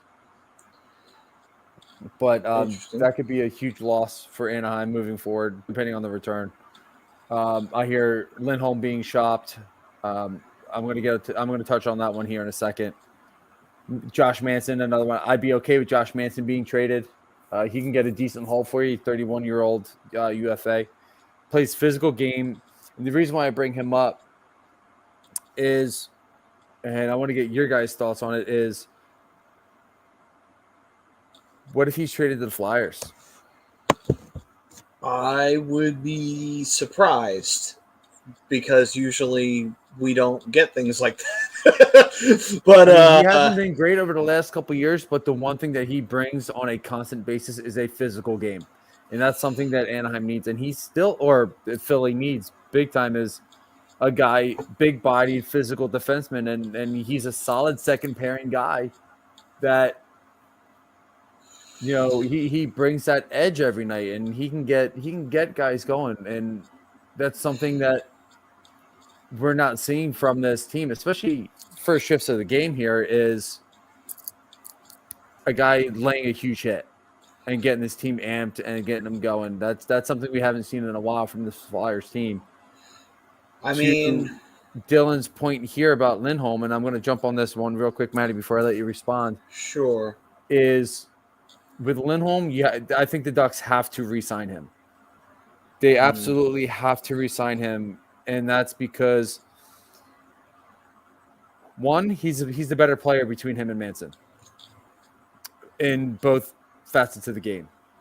Better shot, better offensive player, the better two-way forward, although Manson's more of a defensive defenseman, but you know, he can bring physicality as well. But the thing that I like about Hampus Lindholm versus Josh Manson is Lindholm can be a leader and a mentor to some young guys. Specifically right now, Jamie Drysdale, who's up with the team and is having a solid season. You know, you sign him on a not a long-term deal. Let's talk maybe a 4-year deal. And I'd be okay with a 4.5 to 5.5 mil a year for Lindholm. You know, he's a leader. He could be a future captain should Getzlaf not stay with the organization. That's a whole other conversation to have. But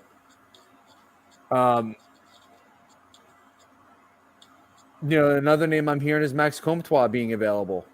You know, he's having a rough year after coming off a huge year last year. You know, I'd be okay with moving him to make some room for some of the younger guys coming up. Those are like the 4 big names right now that I'm hearing, you know, rumors swirl around. I would love to see them, you know, get some assets to compete. But would I be okay with Raquel leaving? I like Rack. I do think, yeah, I mean, he's on fire of late, 10 points in his last 12. But I want Lindholm. If I can only keep one of the 4, I keep Lindholm and get him signed. Because I think he's going to be a huge mentor for any young defenseman that they want to bring in. Josh Mahar is still another fairly young defenseman. He's only 24. So you gotta have guys in there that can be leaders other than Cam Fowler. We got a penalty coming up, I believe, on the Vegas Golden Knights. And so the Flyers will get a chance on the power play.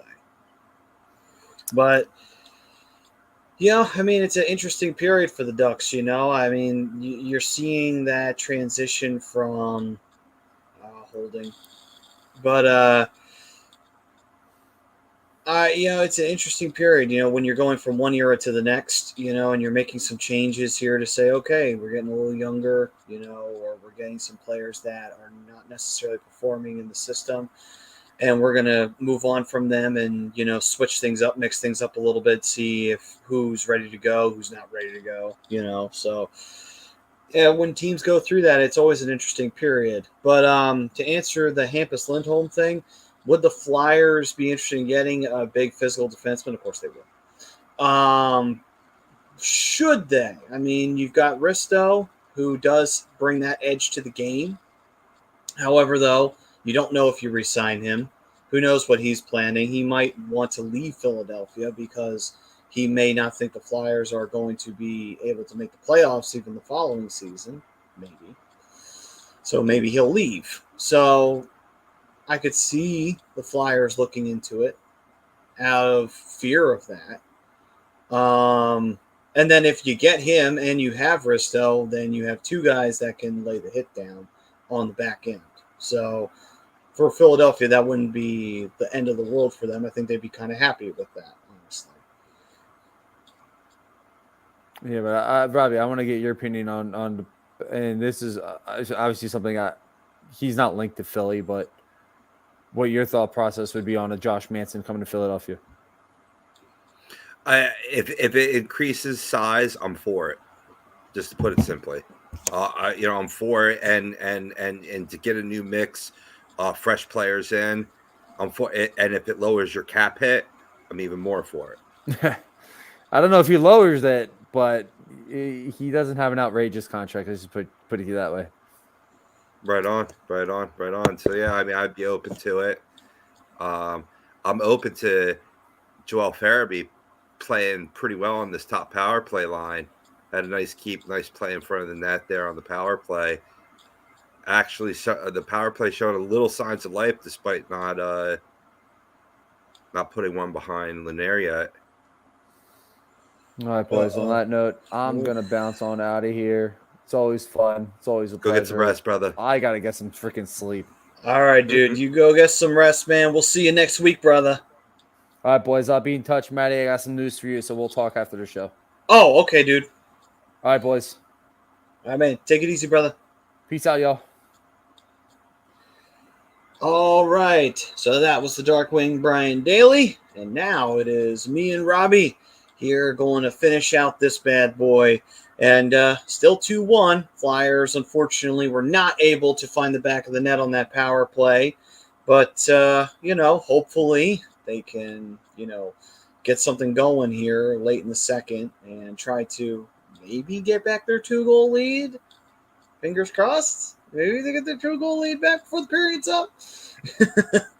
I mean, they are playing well defensively. You know what I mean? They're clogging up the areas, not giving them, direct shots on Hart. Hart's been making some key saves here or what have you. Now you just got to get a little bit, of more of an offensive rush. Yeah, I agree. Because right now, Vegas, they're having a good press at this point. They're trying to, they're feeling it a little bit after killing off that penalty. So Flyers got to try and swing this back round in their end, see if they can calm the play down and get things going in their direction, because Vegas right now is buzzing a little bit. Luckily, the Flyers seem to have interrupted a pass there. Well, they tried for that home run pass, and it goes well wide and into an icing. But anyway, Dylan was saying... Sometimes it's been a hope and a prayer this year, man. Yeah, unfortunately. Oh, my God, that was close. Carrier almost had a perfect, beautiful goal, and it hit the post. Not much to shoot at, though. And there's the penalty. Obviously got caught holding with the strap tied up in your gloves. But to draw that penalty, too, that was what I was referring to from Farabee even before the power play began or whatever. It's good seeing him. I mean, I almost put Farabee up with Hart in terms of the untouchable list. Guys, I don't want to see move from this team no matter what. Yeah, I agree. Farabee, in my opinion, he has that good upside to him, and it seems like he's got that dogged determination. And we got a penalty coming up, and it's a slash. And there have been a lot of penalties in this game, Jesus. Yeah. But a physical, hard forechecking game so far. Yeah. We got Dylan saying Flyers are going to sign PK Subban off season for an 8x8. It'd be the answer for Fletcher. That'd be what Fletcher wanted. Please, God, no. Ted, what's the subject? The subject is we are hoping for the Flyers to beat the Vegas Golden Knights, but right now it's 2-1. Vegas did get a goal in the second period earlier on, so hopefully they're smelling a little blood in the water right now. They got the momentum here, like you said, after killing off that power play, trying to tie this pupper up. This is where you got to just withstand the rush, respond, find a way to score, and get that 2-goal lead back. Yeah. You have to, you got to kind of dig in your heels a little bit here, and try to hold off. Hold off this onslaught. Try to turn the momentum back in your favor, get some chances, and, get a little chaos down on the Vegas end, and maybe you could pop one home before the period's out. And if you can't, and you at least walk away with still the lead, all right, that's good. That at least gives you a good starting point for the third period. See you, senor. I agree. All right, then. So right now, with that situation building up here, the big question that I'm wondering is, are we seeing the Flyers, are we seeing them kind of sit back a little bit? I hope that that's not what we're going to see, because we've seen them do it in the past. Hopefully they can get, on their horse here as we move along. Well, if there's anything like Saturday's game in Chicago, that's what was impressive is that you saw them not sit back. You know what I mean? And even when they had a 2-goal lead in that game, you know, it did get tight towards the end there, maybe the last 2.5 minutes of the game. But overall, they kept their composure. They absorbed their blows and they responded. So this is going to be tough. This is going to be a very important kill right here. I mean, that's a understatement of the year, but so let's see especially here. when you got Risto in the box too. Yeah, Risto in the box for the slash, and Marchessault pass there. Oh boy, behind the net, trying to set something up here. Flyers though did kill off the first 2 power plays, so hopefully they can kill off this one. Oh, Hart on the floor. That one was scary. That one got right in behind Hart's skate. Jesus. Good concentration though. Yeah. You know, just to pin that and get the whistle. But I mean, Maddie, I mean, to an earlier point, especially to those just joining us, Vegas Golden Knights do have 1 power play goal on the evening, but overall on the year coming into this game, they were 23rd in the league with an 18.1% success rate. So this isn't a world beater of a power play. You know, you got to you know, keep the box, defend strong, and be successful on your clears. Don't give them second chances. No, you're right, and that's going to be the key here moving into this power play. Got to build up that sort of, you know, like we always say, you got to build up confidence here on your penalty kill. Great save by Hart, rebound. Oh my God. Whew. That puck came out at the worst possible time.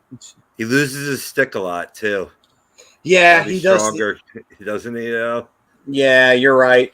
He's got to. Yeah, you don't want to keep losing your paddle as the goalie. You know, you got to do a little bit better than that. I know. What I just say that they had an opportunity to clear and didn't get the job done. It's been the same story all year. Yeah, you're right. You're right. It's like gotta be better than that. Eichel's, and why isn't a defenseman giving him a stick by now? Too, he's still without his A stick in general. True. Oh boy, whew, that went out the other side. Oh man, this power play is really going right now for the Golden Knights. They are getting some great chances, and thank God, whew, someone got their stick in the right spot for that. But Hart, whew, man, he came up big and got a little lucky on a couple of occasions there. Whew. Get a standing O. Yeah, so that first shot he saved, I guess he thought he had it. He didn't. Prism, the forward there was just on his stick a little bit, and he just, you know, loses the grip too easily. Wow, that's the second time I think Marchessault has kicked the puck off of his skate blade, and it's gone just wide off of the goal. Of course, it would have been a controversy had it gone in, because then they would have wondered, is it a kicking motion or not? The same, yeah. Prism saying, I forgot y'all were live. How did you forget we were live, Priz? Come on, brother. You know better than that. Prism, what are we going to do with you? You're obsessed. You're obsessed with our Twitter chat that you just forget about the show. Oh. Ted said, can we help Hart out? We've been saying that all season. We've been saying that for the last 2 years, quite frankly. Oh, Prism saying, I was asking Bry about why Getzlaf was a healthy scratch. That is intriguing when you do see that. You know, it makes you wonder, is he going to get traded or not? Because, you know, Getzlaf's getting a little older. I know he's the captain still and everything. But, you know, maybe you send him off to a team that's competitive, you know. Not to say the Ducks haven't been. Not saying that. But you get my point. Yep. I'm tired. That's my excuse. I'm sticking to it. All right. I can give you that one. You're tired. All right. I'll give you that. I know. Seems to be the theme of the night.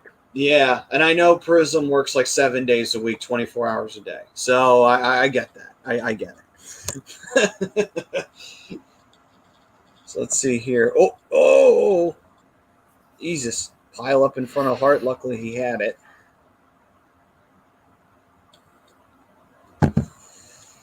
Boy, oh boy. So, right now, Hart standing tall in net. Flyers had a really bad time on that penalty kill. Luckily, a little bit of luck went their way. Ooh, that one went off Hart's glove and then bounced off of him and almost got a rebound there.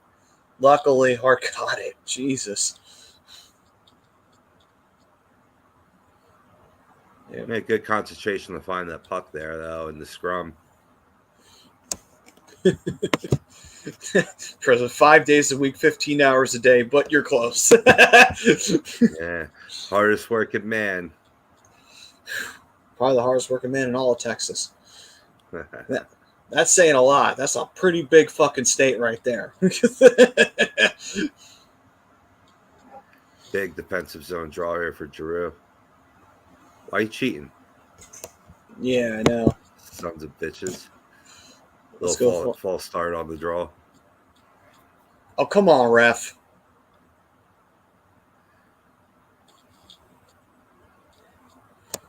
Sometimes, though, these refs get very, very fucking annoying with their goddamn face-offs, you know? They really do. You saw G was yapping at him. Yeah, it's just like, come on, ref, stop making this shit about you. Seriously. You know, I happened upon a YouTube clip. You know how we were talking a few shows ago about G not being that loud vocal leader as captain, as a criticism for his captaincy here in Philadelphia? Well, it was basically just all like, you know, live mic, like, you know, players talking shit, yapping to each other, right?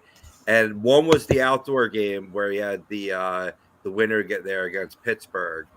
And there was another few games where G was by far the loudest voice on the ice without getting into the particulars of the clips, you know? So, you know, people, you know, can't underestimate the power of like the yap or like always being on top of the refs in the game. You know what I mean? That to me is being a good captain. No, you're right. You're right. I mean, but and that's the thing that Giroux does. You know, Giroux's good at, you know, like you always say, he does the little things right. He doesn't necessarily always do the, you know, out front, up front things. He does all the little things off to the side that not everybody notices unless you really look and you see. You know, just adds more to what Giroux does as a captain, you know. Right. Chris was saying I'm still broke. Andy's saying, what did I miss? Well, the Flyers had one hell of a penalty kill that they got a little bit lucky, and Hart made a couple of really big saves, and they managed to keep the score at 2-1. And that's how the period's going to end, too. So, the Flyers did give up a goal, but they bent. They didn't break. They managed to survive with a 2-1 lead going into the third period. So, that's a good plus. It's a big plus going into the third period. You're up by 1, and now it's the big one. Now it's the third period. We know the Flyers' history and recent memory in the third period has not been pleasant. So now, big time for the Flyers to show up and, you know, shut this one down. If you can't, hopefully win 3-1. Hopefully, instead of having to try and, you know, bite your fingernails and hold on to a 2-1 lead. But, you know.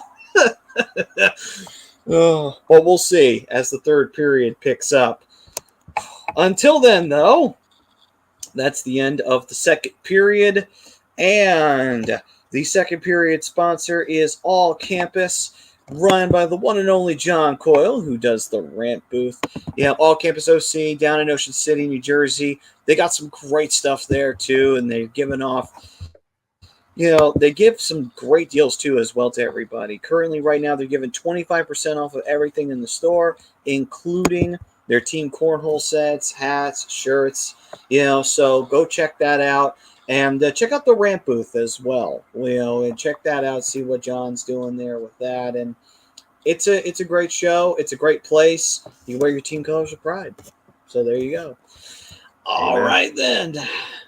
Time to go around the league. Robbie, any major news topics you wanted to talk about before in the NHL?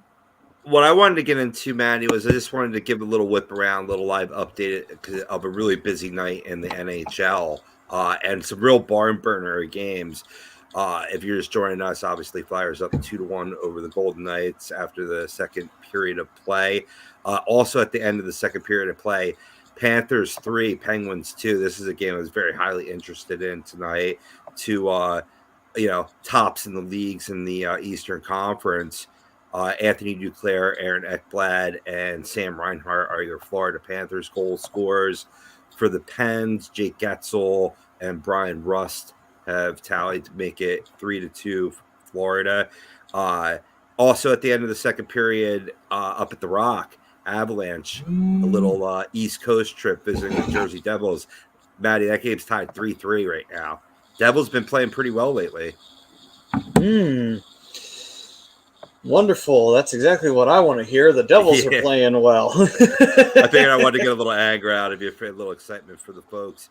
Goal scorers for the Avalanche, Nate McKinnon, Kel Bakar, Mikko Rantanen tallied a goal for the Avalanche. On the Devils side, you got Damon Severson with the goal, Ty Smith, and old friend Tomas Tatar making a 3-3 there up at the Rock. Oh, boy. Well, that's a nice dogfight of a game right there. So, hopefully the Flyers can start doing things like that. That'd be nice. That'd be nice. Absolutely. You got Seattle Kraken up in Toronto visiting a hot Maple Leafs team. Maple Leafs up 3-1 right now.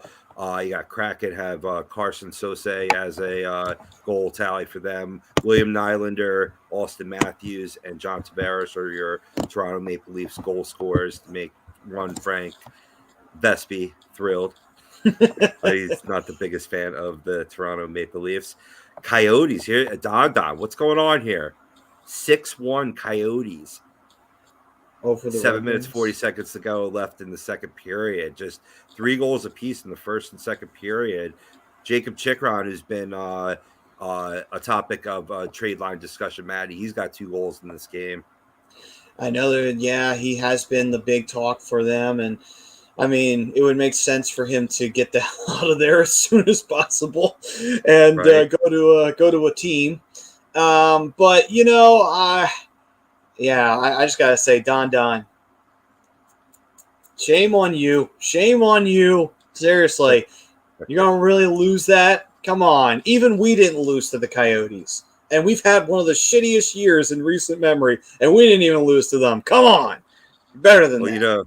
Sometimes the sun shines on a dog's ass, Patty. You know what I mean? That's true.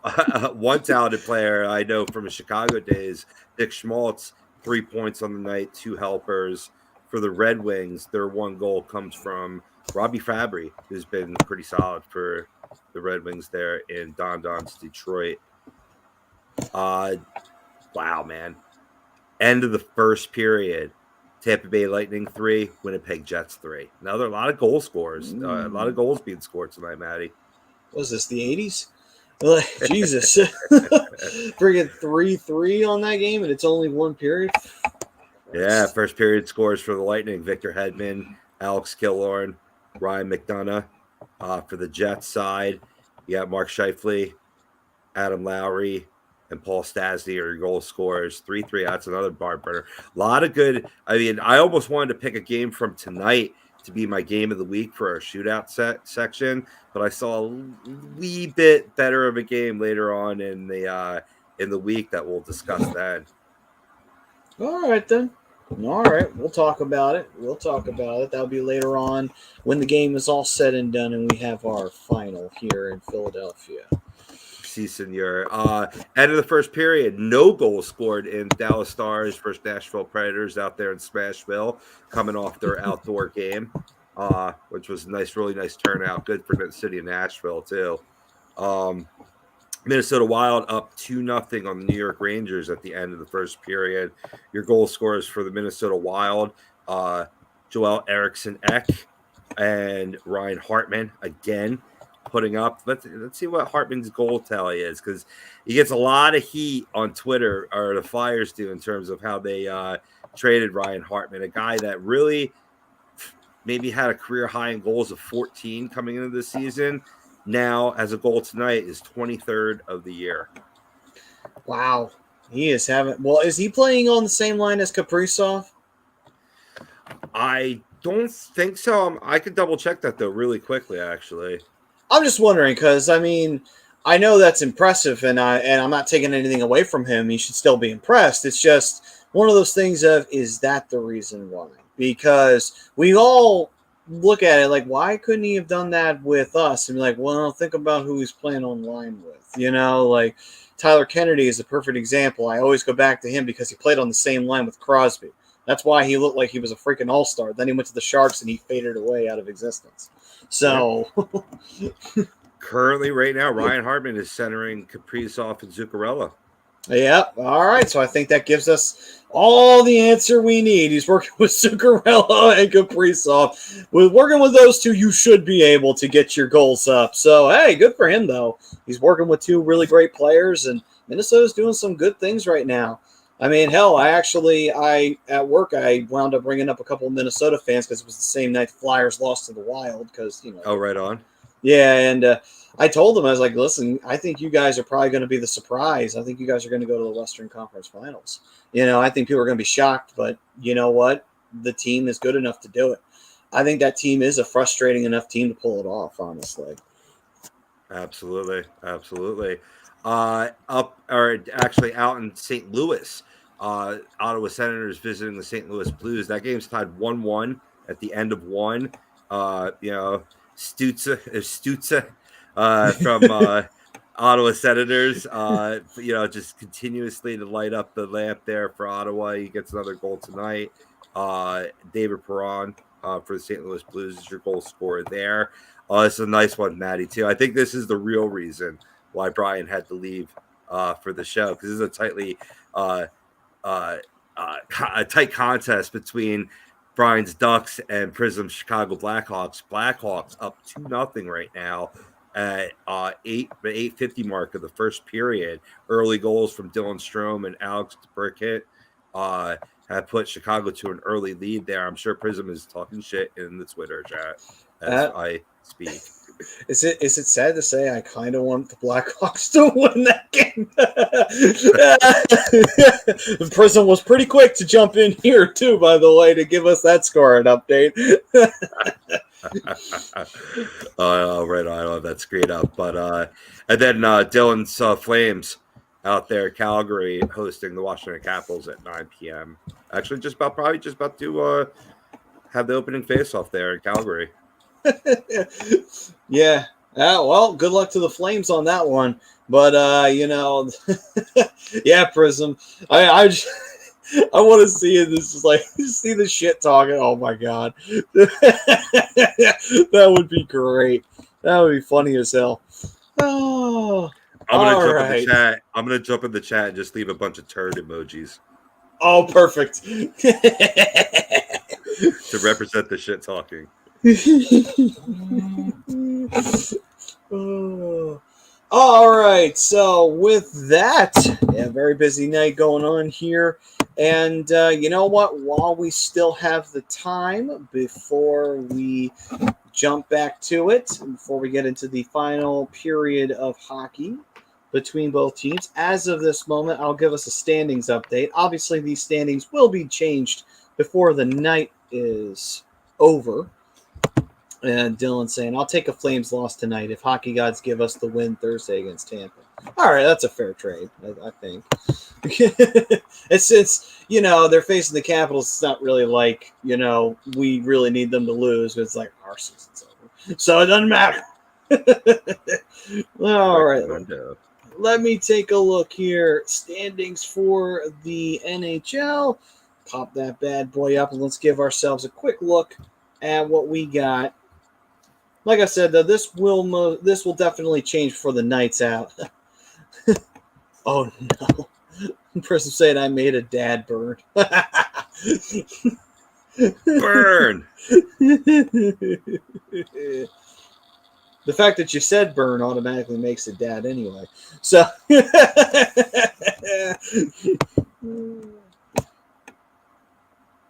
Pop up the wild cards here because that gives us the actual standings.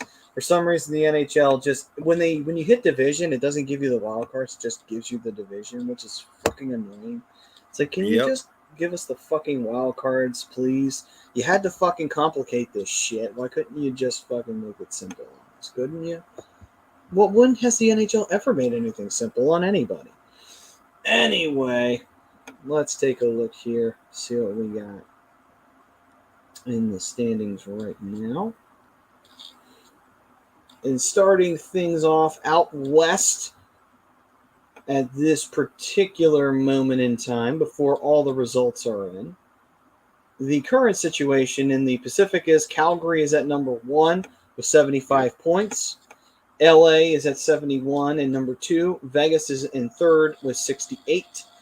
And in the Central, Colorado is well ahead in the Central. They have 87 points. St. Louis is 2 and has 71. I'm going to say that again. Colorado has 87 points, and the number 2 team, St. Louis, has 71 points. God damn. A lot of parity around this league, man. No easy divisions. None whatsoever. And Minnesota following up in third place with 67 points. Just, wow, Colorado's just fucking crushing it right now, though. They have 87 points already. But wild card set up here. Dallas currently at 67 points as the first wild card spot. Nashville has 66 points. They have the number 2 spot. So the way that this would have worked out if the playoffs started today, Colorado would be taking on Nashville. Calgary would be taking on Dallas. And LA and Vegas would face each other, which they've already faced each other once before. And Vegas easily won that series, so that would be a little bit of a revenge factor. And St. Louis would take on Minnesota. And they have a bit of history with each other, too. So that would be an interesting matchup. Meanwhile, Anthony saying, guess who is the Blues coach? Bill Barber, another ex-Flyer. I think you mean Craig Berube, but you know. Chief. Just call him Chief.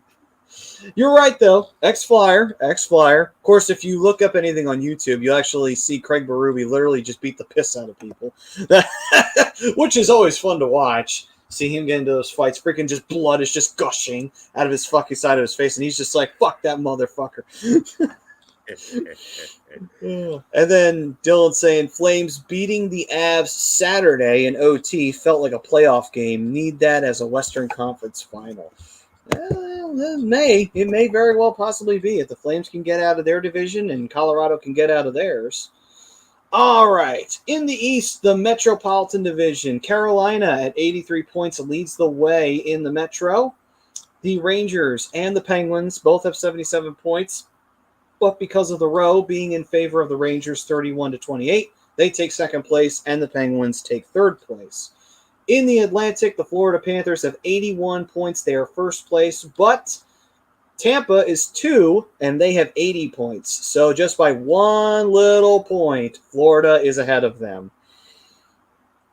That division is going to be a barn burner all the way down the end. Yup. And Toronto is at 76 points, bringing up third place, bringing up the rear there. Meanwhile, in the wild card standings, Boston is at 73 points and has the number 1 overall seed in the wild card. I wish that team would just fucking go away and die, but they just fucking won't. Washington is at 69 points, another team that refuses to die, holding on for their spot in the wild card. And if the playoffs started today on the Eastern Conference side, Carolina would be taking on Washington. So that would be a rematch from 3 years ago when Washington was the defending Cup champs and Carolina beat them in 7. So that would be interesting. Roles are reversed, though. Carolina's leading the division instead of Washington this time. Meanwhile, the Rangers would take on Pittsburgh in the divisional matchup in the Metropolitan, and that's a rivalry matchup, too. So that would be interesting to see. Last time those two teams faced off, I believe it was one of the years Pittsburgh went on their run to win one of those cups and beat them in the first round, actually. And then the Atlantic Division, Florida would take on Boston. Those two teams actually have some history going all the way back to the 90s. Florida went on their magic run. Boston was the first team they eliminated, so there's that. Maybe there might be something to it, possibly, maybe. And then Scott Mellenby? Yes, during that day and age. And I believe the Bruins goaltender was Byron Defoe, and they were still having Ray Bourque on the team, but it was an aging Ray Bourque and an aging Bruins squad. And on to the Atlantic Division matchup. It is the Tampa Bay Lightning and the Toronto Maple Leafs. And, Toronto always has it tough, but it wouldn't get any easier if they had to deal with Tampa again. Is it sad to say I don't think anything would change? I could see Toronto bowing out again in the first round if they drew Tampa. Ooh, that looks good, Maddie. Soft pretzels. I could go for one of those right now. Oh, yeah. Those are some good starting ones. to come back from the start the third period here. Yes, Carter Hart on there. Yeah, he's had 30 saves tonight so far. 14 first, 16 in the second. 31 total shots by Vegas tonight. Flyers only have 16. Yet, Flyers do have 2 goals, so that's what matters. Seems like that's been a MO for the Flyers. Whenever they outshot their opponent, they're down on the scoreboard. They get outshot. They're leading on the scoreboard. It's so weird. Look it up. That is weird, right? Sign of a weird team. And a very bad season on top of it. Oh, do everything right and you lose. Do everything wrong, you win. Who the fuck knows what hockey is anymore? Dylan saying, only ones that scare me as a Flames fan is the Preds and Oilers. For some reason, we struggle against them, but luckily we beat the Oilers last night. Well, big win for the Battle of Alberta. And they said, obviously, Colorado scares me. I still have PTSD from 2019 when Nathan McKinnon and Cale Makar single-handedly murdered us. Yeah, that was bad. I remember that. You remember, Rob, Calgary won the division. It looked like they were going to make a nice run, and Colorado said, fuck your couch. I'm taking this. And then I love that reference. Well done, Matthew. Thank you. I have some good moments every now and again, mixed in with a lot of bullshit. But, Dylan's saying Vladar in net for Calgary tonight. Well, Vladar's not a bad goalie. I remember how much of a pain in the ass he was to score on last year when he was playing for Boston. So, let's see here. So, back into the period we go. 2-1 Flyers. And let's see if the Flyers can get back a 2-goal lead here before the period's up. And if they keep missing passes, that will not happen. So, oh, man. Yep. Yeah, the entries out of their zone and into the other. Just, they really got to work on that element of their game. It's just so strange, too. Oh, but that was a good chance, though. See, nothing wrong with that. They were crashing the net. They put a puck in on net, and they almost got a wide open chance for Giroux there. Yeah. And who was that? Travis Sanheim. I'm telling you, you know me, dude. I was more critical on Sanheim than you were this season. I'm seeing an improvement. So, I'm going to acknowledge that. If I'm going to tear guys down, I'm going to give them credit. You know what I mean? Like I said, I think Lindblom's been stronger on the puck. There's been some encouraging signs. That's why, like some commenters that said, like, oh, I can't stand watching the Flyers. It's like, if you're invested in a team, you want to see them play for not only this season, but the future, No, you're right. I mean, hey, listen, I'll give Sanheim credit. If the improvement is going on, then so be it. I'm happy for him, and hopefully he can continue to improve in the right direction, because you never want to see a young talent leave. You never do. It's just if they're not panning out, they're not panning out. Like, did I want to get rid of Konecny? No. Of course not. But do I feel like I have to? Yes, I absolutely feel like I have to at this point. It's like, how many more times are you going to fail me until I finally realize, okay, you're just not working out, right? You can't be in denial over this shit. Prism is having a field day right now. Oh, he is? Oh, my God, I love it. And Dylan's saying... I'm sorry, real quick. I believe, the Blackhawks are now up 4-0. Oh, my Christ. Ouch. Sorry, Brian. You deserve better. God. Fuck the Blackhawks, man. Fuck them. That's right. Bunch of scumbags in Chicago. I mean, yeah. Unfortunately, the Blackhawks will always be that in the back of the mind. It's like, you guys did what you did. No one will ever forget that. I won't. And never forgive. Never forgive. You should never, and we should never forget that, though, because why? Even no matter whether you're a fan of them or not, you should never forget that, because that's something of what not to do, and it's a lesson to learn of what never to do, and for the NHL, what punish better. How dare you try to win a Stanley Cup for yourself, you bastards? Dylan saying Sutter intentionally plays him against good teams to test for worst case scenario. Markstrom gets hurt. He's been starting Markstrom on back-to-backs, but Caps are a good team, good experience. Yeah, I agree. And he does have history playing, I believe, when he was playing for Boston last year, he did play against them a few times. So he does have some experience against the Capitals. So, yeah, not a bad option to go out there and take a look. Because Markstrom, unfortunately, does have a history of getting hurt. So that's one thing you want to be careful of.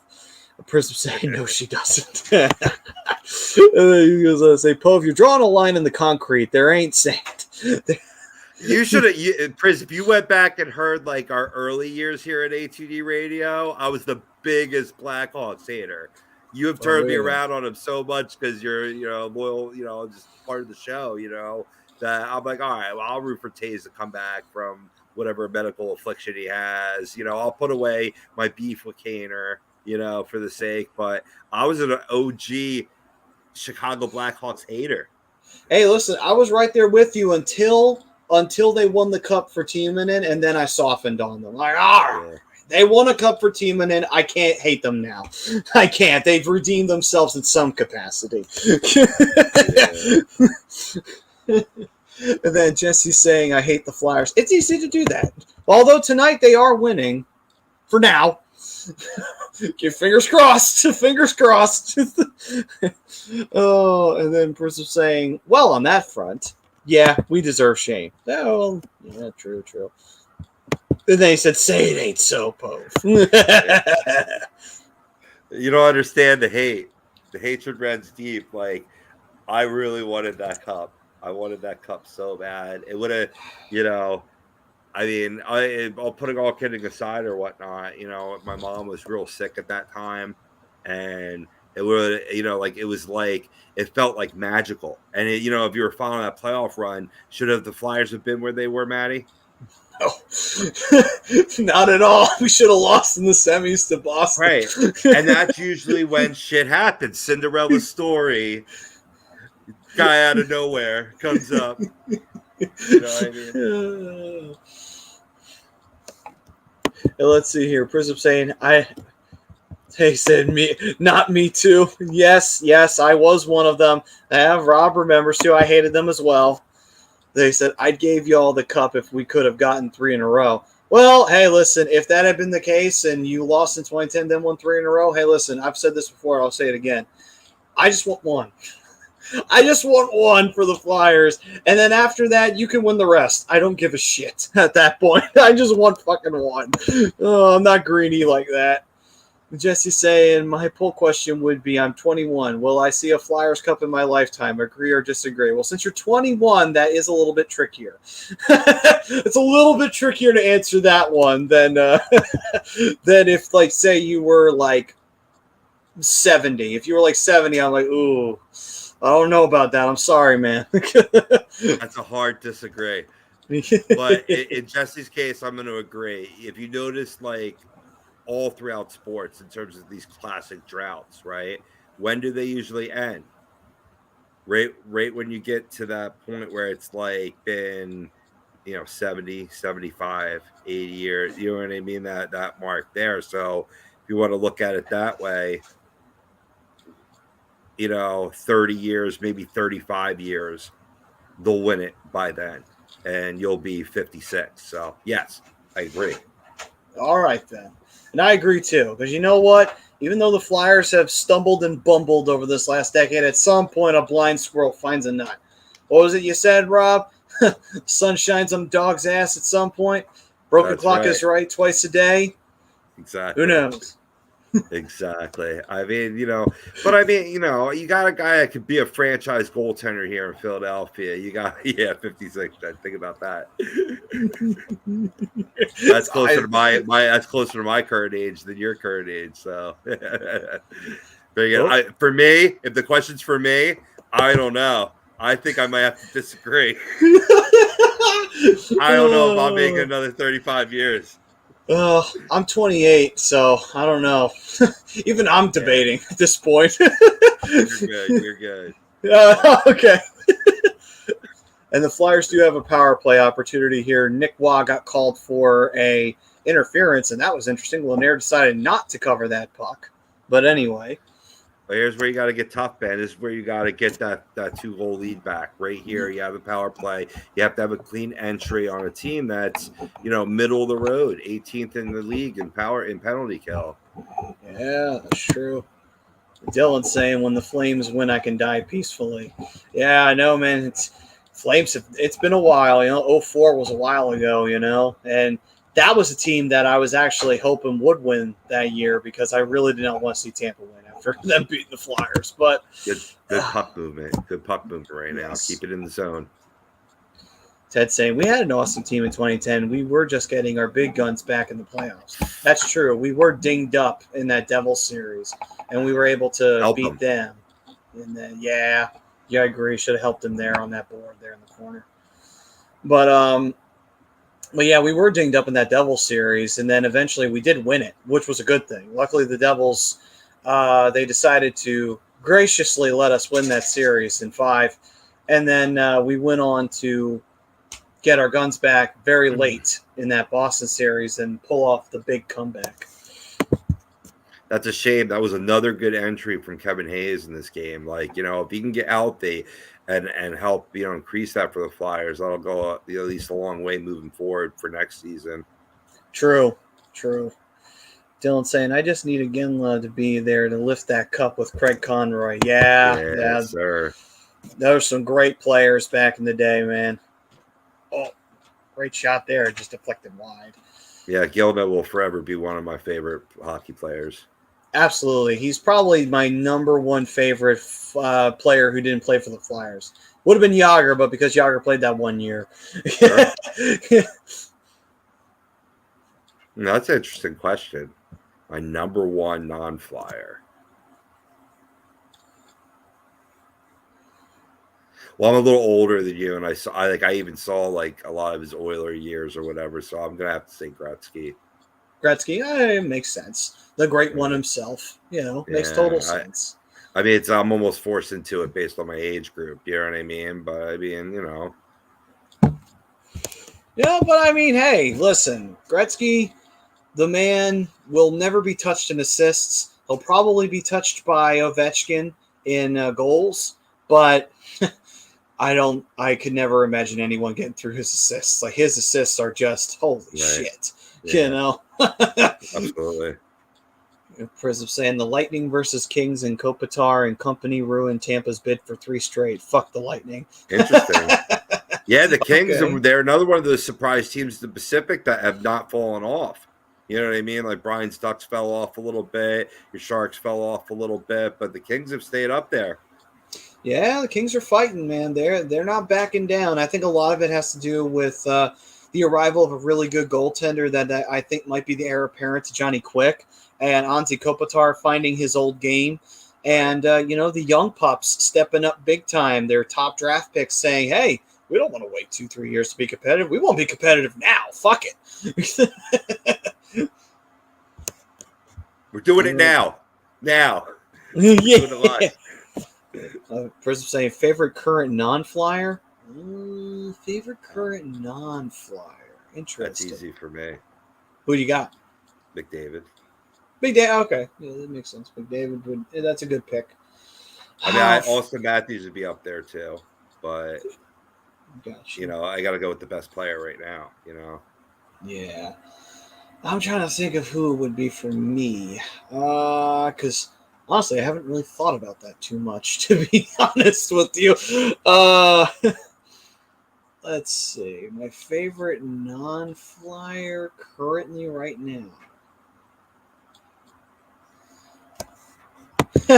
Ted, your age group, you're only 35.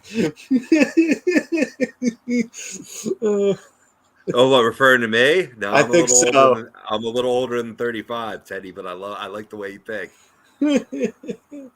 Let's see here. I'm trying to think who would be out of the. I couldn't get around.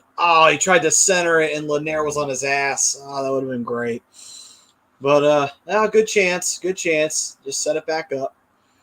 You always creep further ahead of me during the game. We're right in sync, and then you just slowly get a couple seconds more and a couple seconds more. It's crazy. It I don't always know happens. why. I don't know why. I think it's because Comcast. I swear to you, that has to be the reason. It has to be. For sure. But I'm trying to think of who would be. Dylan said favorite non-flame is Nathan McKinnon, which is a good pick.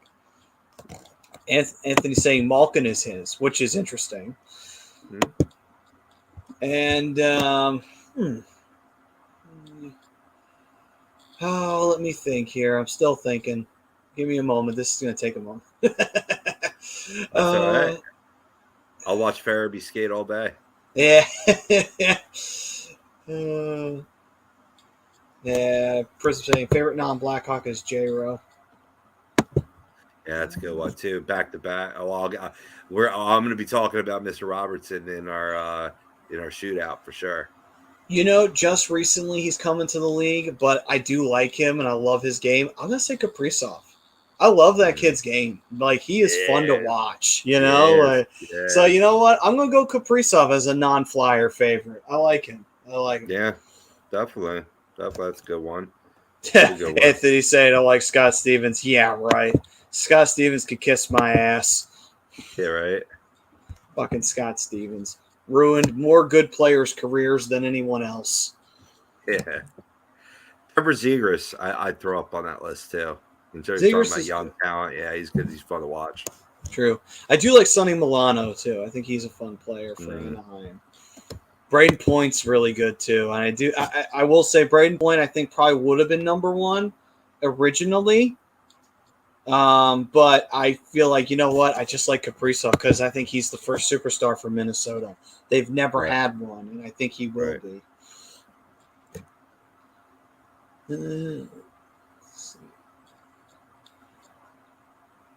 Still 2-1. Offsides now being called here. Actually, the puck went out of play. Yeah, it's a delay game. Penalty, too. I didn't see that deflect. Call it, ref. You know you want to call it. Oh, man, that chance. That chance was so pretty. Such a shame it hit the D-man. Yeah. It hit Carlson. Damn it. Well, good to see at least offensive pressure swarming around the net, answering, the pressure of the Golden Knights, battle in this game. Just don't sit back. It's the worst thing you can do. Huberdeau's having a Hart type year. Yeah, Huberdeau's having an amazing fucking year. If he doesn't win the Hart, I will call fucking robbery. Let's see here. Dylan says top 5 non-Flames are McKinnon, Matthews, Barkov, Eichel, Hedman. Good choices. Very good choices there. Mm-hmm.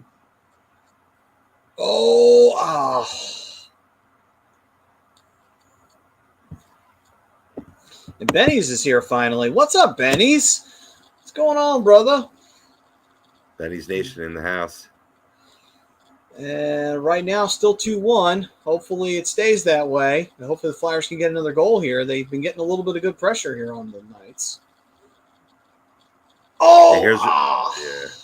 Here's where they can get catch a tired team. Yeah. Oh, I missed the pass. He wanted it back immediately, too. He was slapping his stick on the ice because he was pissed about it. Yeah, puck bounced up, hit him off the shaft of the stick instead of the blade. Yeah. It appears so. Don't you just hate it when that happens? Yeah, certainly third period. Bottom half of the third period, ice is going to be choppy. You're going to get some bad bounces. Never mind offsides on that one. Okay, so it was originally 1-0 Flames from Mangiapane, another really good player. But he said never mind offside, so it got called back. Would they challenge it, Dylan? Jesse saying Connor McDavid, favorite non-flyer. Yeah. Swoops back. What's up, Ryan? That's Welcome why back, Jesse's brother. my guy. Yeah, buddy. Ryan as well. It's got to have to. It can't be anybody other than McDavid. It's subjective who you enjoy watching. Yeah, I mean McDavid. He's it seems like he is the heir apparent to the throne that Crosby will leave vacant. Well, McKinnon's a good player, great player. right? Austin Matthews, great player. Connor McDavid's generational. Like, you know what I mean? It's like, I don't think I've said that about any player since Crosby and Ovechkin came into the league.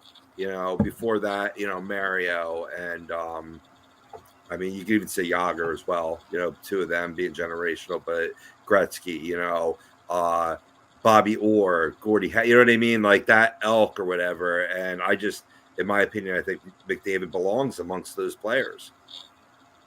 Yeah, no, that's true. I mean, we're definitely going to look at Connor McDavid, and we're going to look at him as like, when the time comes and he hangs up his skates way, way in the distance, we're going to look back on that and say, man, you should have saw him play. He was phenomenal back in the day. Kind of like how when people watched Gretzky play back in the day, it's like, man, you should have saw him when he was playing in his prime. He was unfreaking believable. He'll say too about Lemieux. These are the kind of players that's just like back in their prime, man. No one could really touch them. No one. As they may not have won the cup every year, but goddamn, they were something to behold every time they took the ice. And McDavid's definitely in that category. Indeed. I mean, with Lemieux, he's sort of like the Barry Sanders of the NHL. You know what I mean? He doesn't go out with cancer. Plus, he dealt with some major injury as well. Mario's sort of like what could have been, but the generational talent can't be denied. You know what I mean? Yeah, absolutely. Right now, the Knights turning things back around, getting a little bit of offensive momentum on there. And let's see. Well, they're trading shots right now. That's all I ever want to see from my club. You know what I mean? Now, nice takeaway right there. Braun going in on the forecheck, going deep behind the net. At the very least, gives him a nice chance to, change on the fly, get out some fresh skaters on their tired skaters. Yeah, I agree. Like this right now where we're at, Flyers seem to be making real good decisions here. Even in the defensive zone, they seem to be getting some good coverage and not really allowing Vegas to get anything set up, which is good because you're getting closer and closer to that 5-minute mark in the third period. Did you see the way Hayes was skating right there? That was strong on the puck. I mean, it didn't work out, the offensive rush, but that was still nice to see health-wise. No, you're correct, and that is good to see, because we were worried about that when he got hurt in that Calgary game. Brian Swoop saying, in your guys' eyes, should snipers be more of a wing or a center, or has that time changed from how it once was and used to be? I don't think it's changed. I think wings can still be real deadly snipers, and I think that is the preferred option even still today. Yep. Your center iceman's the playmaker. Yeah, you have a sniper, like particularly left wing. Yeah. Left wing's good because, obviously most goalies right-handed, and then, you get better opportunities on that side, And that's definitely, if you can get a good left winger with a real great shot, that's the one you should. If he's in wherever you're drafting, whether you're in the top 5 or not, if you see that, you take it. If you know that you're going to be a top-tier talent, go for it. See, but I mean, there have been some good proven goal scorers in the center ice position too, but often you see them bounce it back between center and wing play. Just because they're listed as a center maybe doesn't mean that they're not double shifting or maybe even coming out in that game, playing up like what the Flyers have done with Claude Giroux. Yeah, I got you.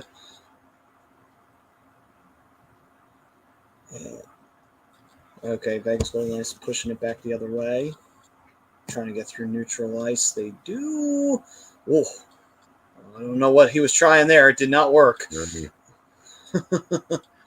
Couldn't get control of the puck, but it's a good effort to stand him up there. And again, in the zone.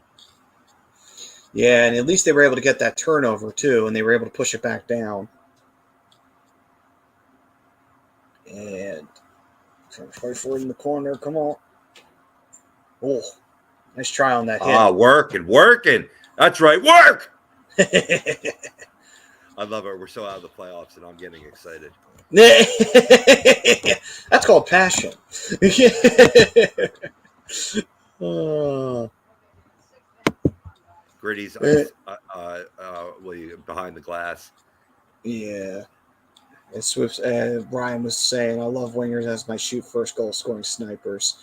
I want my centers to be the pass first playmakers. It has seemed like it's changed where it's gone there the other way. In some teams it has. For the Flyers, it's because for some reason they're allergic to snipers.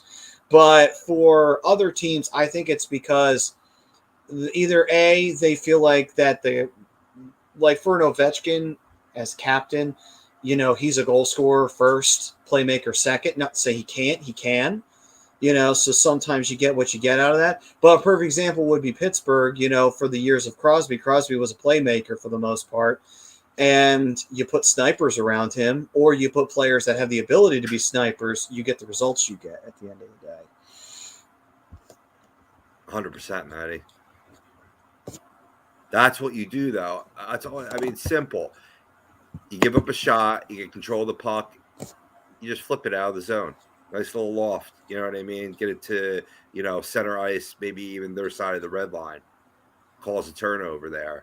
It's a little, you know, a little flop pass, you know, something that we saw Broussard, you know, sort of whiff on a game or two ago, or 2 games ago against, who was that against?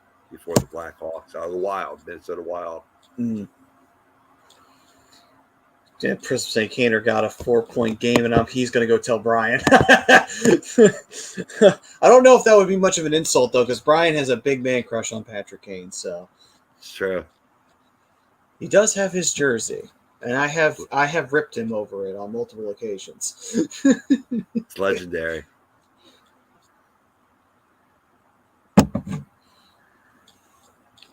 And neutral zone turnover.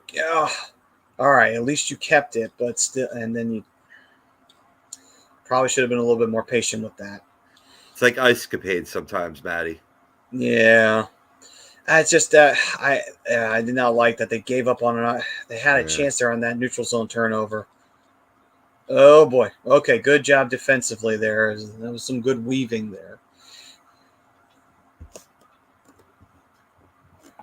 And Swoop's bringing up good examples. Mitch Marner, Jonathan Huberdeau, Patrick Kane, Austin Matthews. A long example of like sniper wingers. Yeah, basically for them. Dylan saying, 1-0 Flames, Lindholm officially a goal. There you go. Let's go Flames. So the Flames up 1-0 on the Washington Caps. Maybe it'll stay that way. Maybe the Flames will get more goals. We'll see. It's painful, especially when the Flyers play the Caps, to see Lobby behind their bench. It's like, Lobby, I love you, but fuck your Caps. Yeah, it is tough because you're like, oh, man, I want to cheer for Lobby, but I can't. It's like he's coaching a team that I'm not a fan of. Yeah. He's just like, of all the Flyers coaches over the years, like he's one that, like, I really connected with. I thought was, great behind the bench. Just his eye for when to call that timeout is second to none. Yeah, I got you on that one. Yeah, I would say that he did always have that good ability to kind of say like, okay, we need to calm this down because this is getting out of hand. Always. Even though. He like for one of the first times I saw him call like a timeout with like 8 minutes to go in the first period. Yeah, what I mean? It was like and they needed it right there. They needed to have their ass handed to them on a silver platter. Yeah, they did, and it wound up working too because I think the Flyers won that game too. Ironically enough, when he did that, I mean, obviously he called that famous timeout with Boston in Game 7. They were down 3-0, and then he said, "Hey, just takes one goal and everything turns in." And JVR got a strange, weird, fluky goal. And second period, the Flyers took over, tied the game. They took the lead in the third, and that was it. That's all she wrote. Flyers won the series, ironically, with the same exact score as the series win. So you couldn't even have scripted that any better. And that's right. JVR has been back with the Flyers. That was the second term. JVR, or was that before he went to Toronto? That was before. That was when he was a rookie. He was That's like, when he's rookie. Right, yeah, he was like third line, and he didn't score really at all, but he had that one fluky ass goal, and sure enough, that got everything going in the right direction. Ted, sorry, score update 2-1. Sorry about that. Yeah, Jesse got him. Okay, cool. And Prism say me 3, Bryce 0. Oh, burn. And then he said, and he wants us to go poke Brian with a stick. I think Rob's on it right now. Oh, and Ryan was talking about centers that snipe at the end of the day, not wingers. Gotcha. On those examples. I do hear what you're saying. I think a lot of that also does have to go with a lot of that kind of, Matthew's generational talent, but other times too, it's like, well, they are the best player available at the time, so you take them and then you play to their strengths. You know, sometimes it works out like that where it shakes out. It just kind of sometimes depends on who your young, really talented players are and what their specialty is in that case. And let's see here. Ted saying, fuck Dallas, the Mets. Hold on, go back to that again. Do you have Dallas, profile picture? He does have my profile. Oh my god! Oh my god, that is great! Oh my god! Ted is officially a stalker of Pope now. It's official. Oh my god, that is great. And Prison's like, nice picture, bro. Oh, I think that's the comment of the night. Not even for the comment. For the comment too. It's very apropos to make fun of my sports fandom because I'm a Mets. I'm all over the place. I hit my head a lot as a kid. Oh, okay. Well, I know I know this wasn't when you were a kid. I know you hit that light post and you just freaking started wobbling because you hit it so hard. So yeah, you remember that story? Yeah. I do remember that story. Jesus. It didn't take me down. Pove 1, light pole 0. Gave me a bit of a concussion, though. But it did make you the broken one at the end of the day. Yes. That was the beginning of the end for me losing my mind. You're right. I was a normal human being before I hit that light pole. Then everything changed. I didn't ask for these powers. Everybody watch the show is like, what the fuck are you guys talking about right now? Inside jokes. Marino A13 saying, let's go Vegas. Oh, we got a Vegas fan in the house. Well, Vegas, they got a minute 45 to try and come back. And as for us, we're kind of biting our nails here because, unfortunately, we know what the Flyers like to do in the third period. So we're praying to God that they don't do it. We're really praying to God they don't.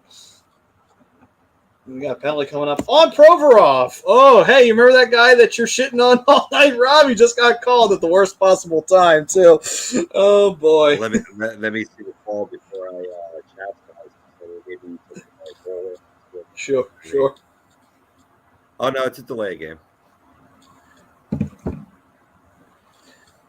His clearing skills just suck. They're horrible.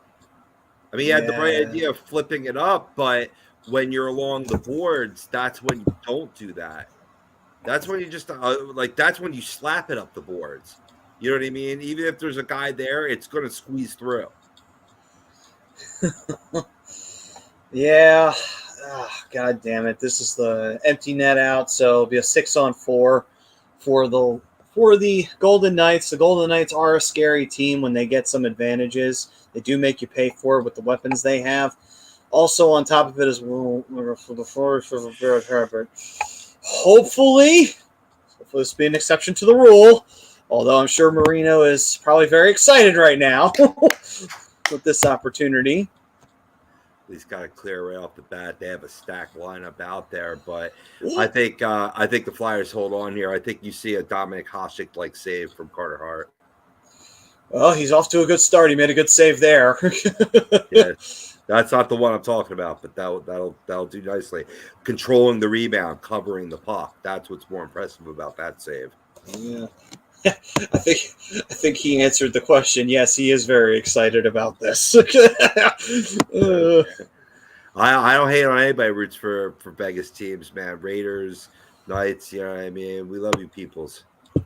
Oh, who knows? The Athletics might very well be going there soon. So Maybe. I've heard those rumors. Ted saying, I fixed it. Saw the Batman movie, loved it, thought it was better than the Spider-Man movie. No Way Home. Wow, interesting. Wow. Yeah, I referenced that at the beginning of the show, Ted. I still say Michael Keaton's the best Batman ever.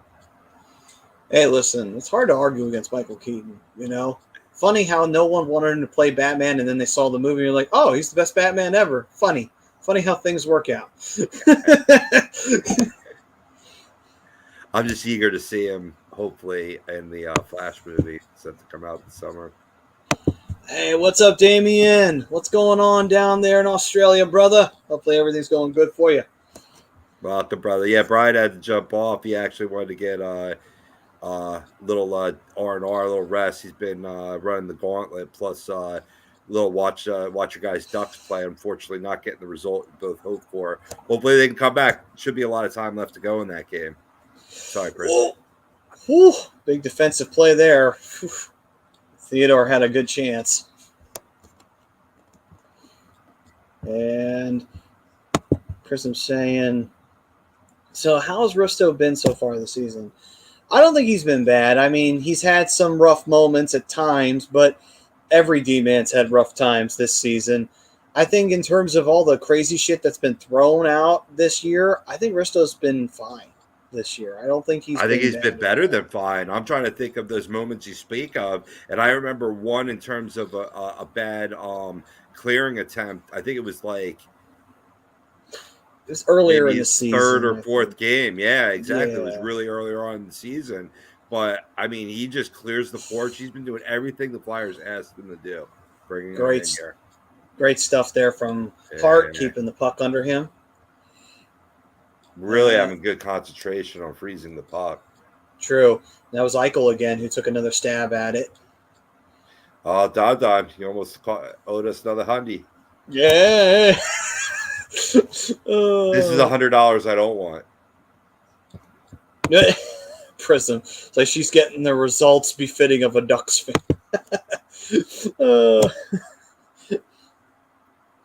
Leave Brian. Everybody picks on Brian, man. Leave Brian alone. Well, I mean, unfortunately, he does kind of set himself up for it. He does, yeah. It's he like takes the heat off me. Like, I'm usually the one that's getting land-basted.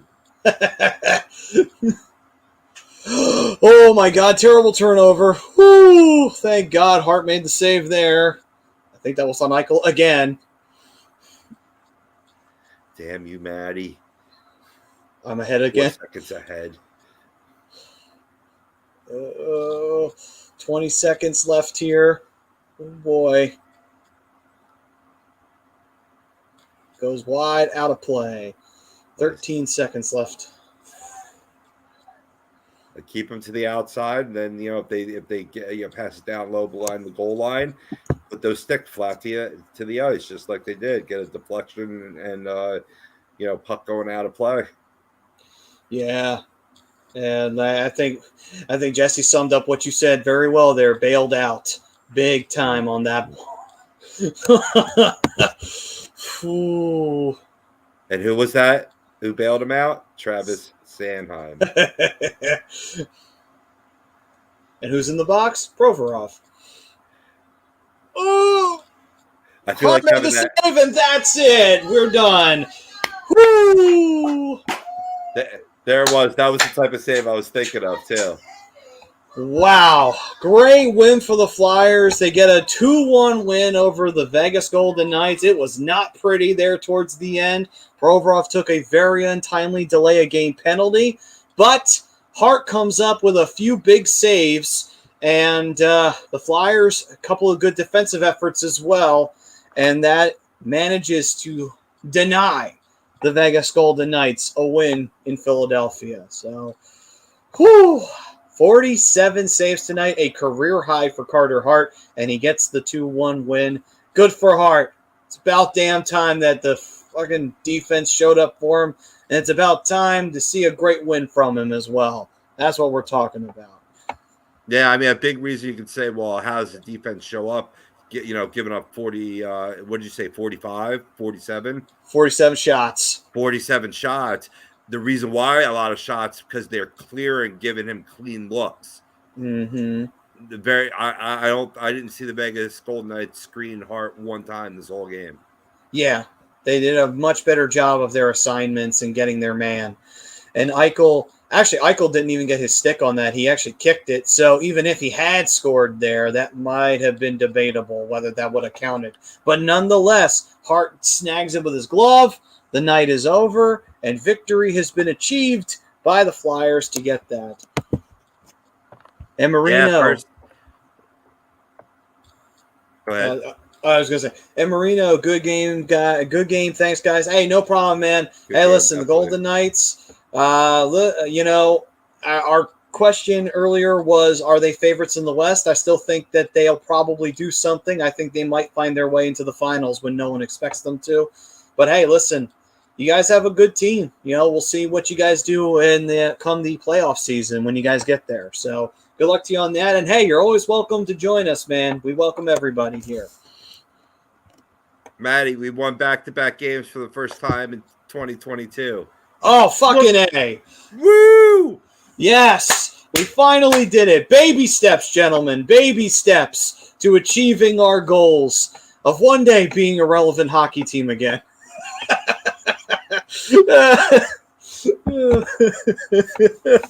Back-to-back wins. Even though every other team is looking at us just like, this isn't something to get all that excited about, guys. But it's like, no, you don't understand. You don't fucking get it. This has been painful all goddamn year. I hate losing. I hate it. Yeah, definitely. Yeah, first say, let's go Fly Boys. Nice. And Benny's bringing out the brooms on that one. Yeah, truth be told, yeah, because we beat them out in Vegas. They did not get their revenge. Oh, that's right. You're right. I forgot that they had played them already, so I made a mistake earlier on. Well, whatever. Anyway. Yeah, you and Brian just fucking up all night, posting on point. Jesus, man, it's about to be an apocalypse. Hey, correction, though. I did correct Brian on the President's Trophy. I told him that it was 2013 was the last time, so I got one thing right and nothing else. But so I'll take silver. You could take gold. We'll give Brian the bronze. Wah, wah, wah. All right. First, say, let's go, Pove. So, with that, ladies and gentlemen, that pretty much does it for the game tonight. What a win for the Flyers, and what a win for Carter Hart. Young pup coming big, getting those huge saves that we needed him to get. It's great to see it. It's a beautiful thing to see. And Brian was on the show, then left. He couldn't take it. Brian couldn't. He was actually going to sit out the whole show, but he couldn't stay away. We suck you in. Yeah. Ted saying, goal of getting Shane Wright figuring out in the offseason. I don't know. That ship might have sailed. There are some far worse teams than the Flyers, shockingly enough. Ted, why'd you change your profile pic? It was so beautiful. Mm-hmm. It was. It was friggin' majestic. But all right. So with that ends the third period. And we go to our third period sponsor, which is FanUp, which is the best way to enjoy fantasy sports. Remember what we told you earlier about becoming an A2D member and taking advantage of the Money Pot podcast and Willie Vegas and everything like that? Well, not only can you use BetUS with that little bit of knowledge there to get a side hustle going, you could also do FanUp. It's the best way to enjoy fantasy sports. They have daily NBA contests, but keep in mind, next season will be rolling around the corner before you know it for the NFL, and they'll have those as well. And you can win great prizes. And if you sign up today using the promo code for A2D, you get 5,000 bonus points, a $50 value. All you got to do is go to fanup.app, get that bad boy, and next thing you know, you got that side hustle going. And you make yourself some money and get paid to be an A2D member. Benefits. All right. And so with that, time for us to go in to our shootout segment. And the shootout segment of the week is obviously the hot take of the week, and of course the player of the week and the game of the week. And the shootout segment is brought to you by the doc, none other than Dr. Paul Vidal over at Specialized Physical Therapy. They're located at Burlington and Cherry Hill, New Jersey. And Brian used them, and his shoulder was bothering him, killing him. He went there, and it did nothing but wonders for him ever since. His pain went away. You know, I know, Rob, you were thinking about heading on over there as well because they know what they're doing. They're the best in South Jersey at what they do, and they take care of you. All right, then. So on to our shootout segment we go. And we'll start it off with game of the week. Robbie, I know you've been talking about it. What was your game of the week? The one I'm looking forward to, and it's possibly a Stanley Cup preview. It's going to be my prediction for the Stanley Cup playoffs, and that's Avs at Hurricanes on Thursday night. Ooh. Right, if you're listening to the show, man, you might want to go check that game out. That's going to be a barn burner. That's one I'm looking forward to this week. Wow, that's a good one. That's a good one. My game of the week, and you know what? Dylan's going to love me for this. It's Calgary Flames beating the Edmonton Oilers. Why? Because you got to love rivalries, especially when they get heated. And there's nothing better than watching the Battle of Alberta when you see two teams that absolutely fucking hate each other, beat the piss out of each other, try and win themselves 2 points in the standings. That's my game of the week. Nice, absolutely. You know, and you know, Steve, you know, if you can keep the Oilers on the outside looking in when it comes to the playoffs, that's what you're going to try to do, right? Mm-hmm.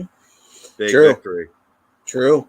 Oilers needed the win. Flames said, "Fuck you, you ain't getting in." Yep. And Prism saying, "Nice prediction, Pove." And thank you, Pove. Thank you, Prism. Thank you, Pove, too. Thank you, everybody. What prediction? The game, or what did I predict? The game. Between the Avs and the Hurricanes. Prediction for our game tonight. Yeah. Carter Hart was feeling it. I appreciate it. Sorry. Apparently, Brian's tiredness has rubbed off onto me now. Oh, well. I mean, no comment. Old. All right, so on to our player of the week. Robbie, who do you got? My player of the week is Jason Robertson, man. He topped the NHL with 7 goals in 3 contests. 7 points on the week, all from those goals. And he had consecutive hat tricks and consecutive game-winning goals. Young stud puff, and fucking I advocated him all around the board with fantasy. He's not letting fantasy owners down. Definitely good goal scorer there for the Dallas Stars. All right, then. Me, I'm going to roll with it because they got a real good gut check win against the Blackhawks. I'm going with Cam Atkinson. Got a nice goal against the Blackhawks. You know what? I'm going to throw some love out to Atkinson. Player of the week for me. Flyers getting a big win against the Blackhawks. Give a shout out to the Flyers. Love it. And our final one for the segment, hot take of the week. The fun one. Robbie, what you got? Yeah, I'll get into mine just to touch upon your Cam Atkinson point, too. He's really showing that he's a guy that could be a part of the future with the Flyers and someone you can build with. So, I mean, there's been a couple standout 2-goal games for him this season. I think there's a lot more to come. In terms of my hot take, I'm sticking with the Flyers, segueing right into it. I say that the Flyers hitting rock bottom this year is the best thing to happen to the franchise right now. No more sweeping it under the rug and applying Band-Aids. It's clear changes have to be made. They have been made and will continue to be made. So you can't get there unless you get there. You got to go through it to get through it. Yeah, I agree, man. And I'm perfectly fine with that because you do need to hit rock bottom before you go up. Before you start fixing it, you got to hit rock bottom. All right. And Anthony's saying mine is Justin Braun because he came out of his grave and scored a goal tonight. And Prism saying Klingberg finally scores. We got Tom Hetrick saying, I hate Lehner so much. Tom, are you a Vegas fan? Because if you are, I could understand the frustration on that one. A tough loss tonight against the Flyers. And believe me, we're about as shocked as you are. Yeah, well, I mean, he was brought in here to take over for Fleury. And, I mean, his goals against is sub-3 at 291, but it's not getting the job done, apparently, from what I've read. And this is no big surprise to be hearing this. Yeah, I mean, it's weird, too, because I know that there was a lot of fanfare when he came in there, and then they traded away Fleury because they felt like we already have our starting goalie in Lehner, and now all of a sudden there's that debate of maybe he wasn't the answer, and he is a Vegas fan. Well, welcome to the fan, and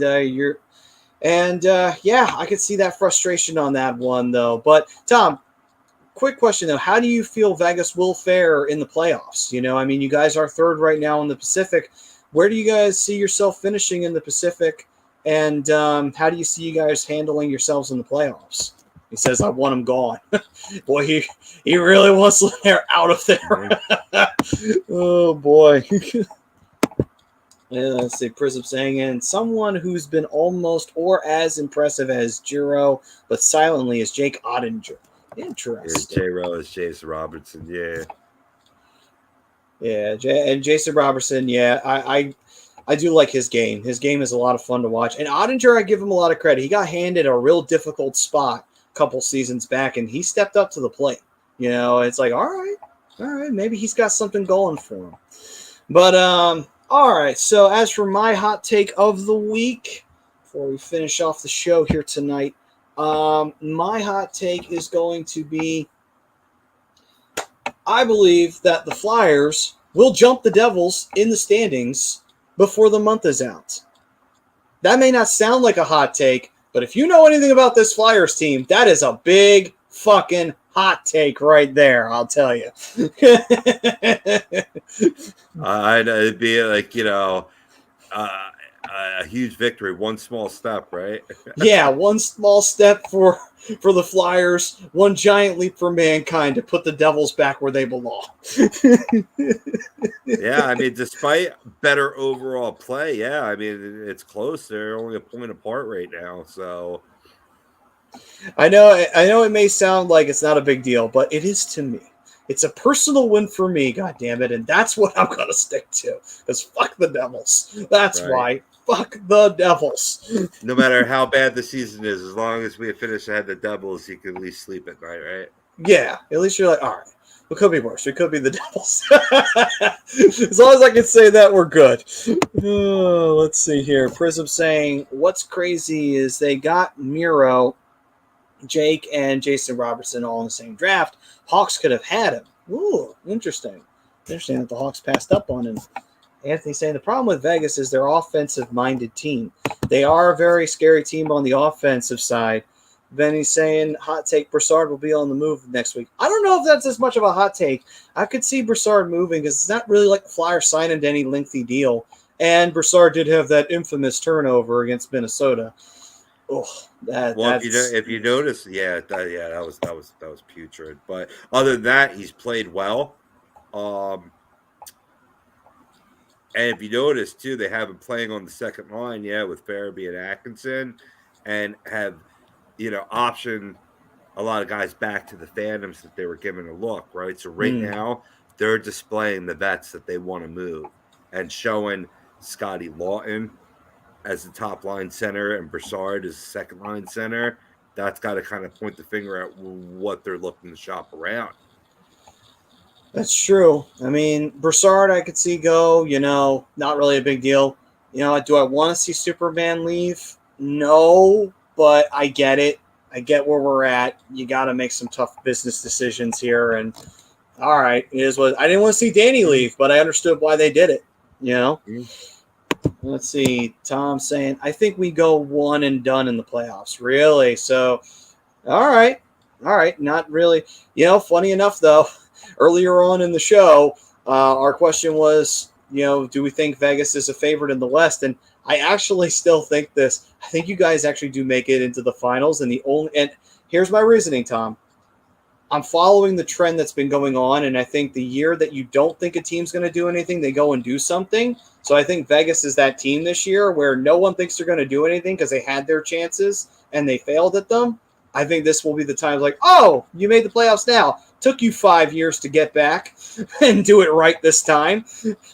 Actually 4, but still. It'll boil down on Mark Stone's health.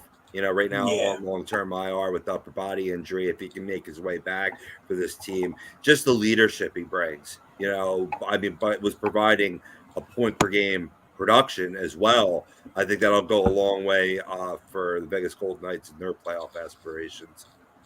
That's true. There is a lot of hurdles, though. I can't say that there isn't hurdles, but like I said, there's always hurdles with those kind of teams, but they somehow, some way figure out a way to tell everybody, hey, you had hopes and dreams, right? Well, fuck your hopes and dreams. That's right. This is our year. God, I'm hoping that the Flyers will have one of those sometime soon. That'd be nice. Like, oh, you guys want to go to the finals? Well, fuck you. We're going to the finals instead. Anyway. Gold. Yeah, that is the goal.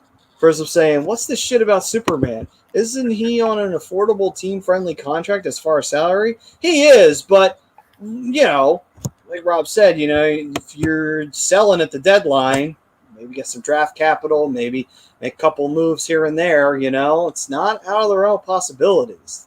You know, like I said, I don't want to go. You got to show off the merchandise. Doesn't mean you're going to part with it. You know, maybe they're moving up Laughton to play with TK because maybe they got some chemistry. You know what I mean? And maybe that's who they're more willing to part with. You don't know. We're not in their heads. Yeah, true. And to add on to that, maybe they moved Superman up to that line to see if maybe he can get Konecny going, and if he can get Konecny going, maybe then they make Konecny more of a tempting trade bait. Right. And it has nothing to do. Yeah. It has nothing to do with Laughton. It has everything to do with getting Konecny out of here. You know. Now I'm sad. Now I'm hopeful again. I'm the puppet master. I toy with your all emotions now. Well, you are the broken one after all. Yeah.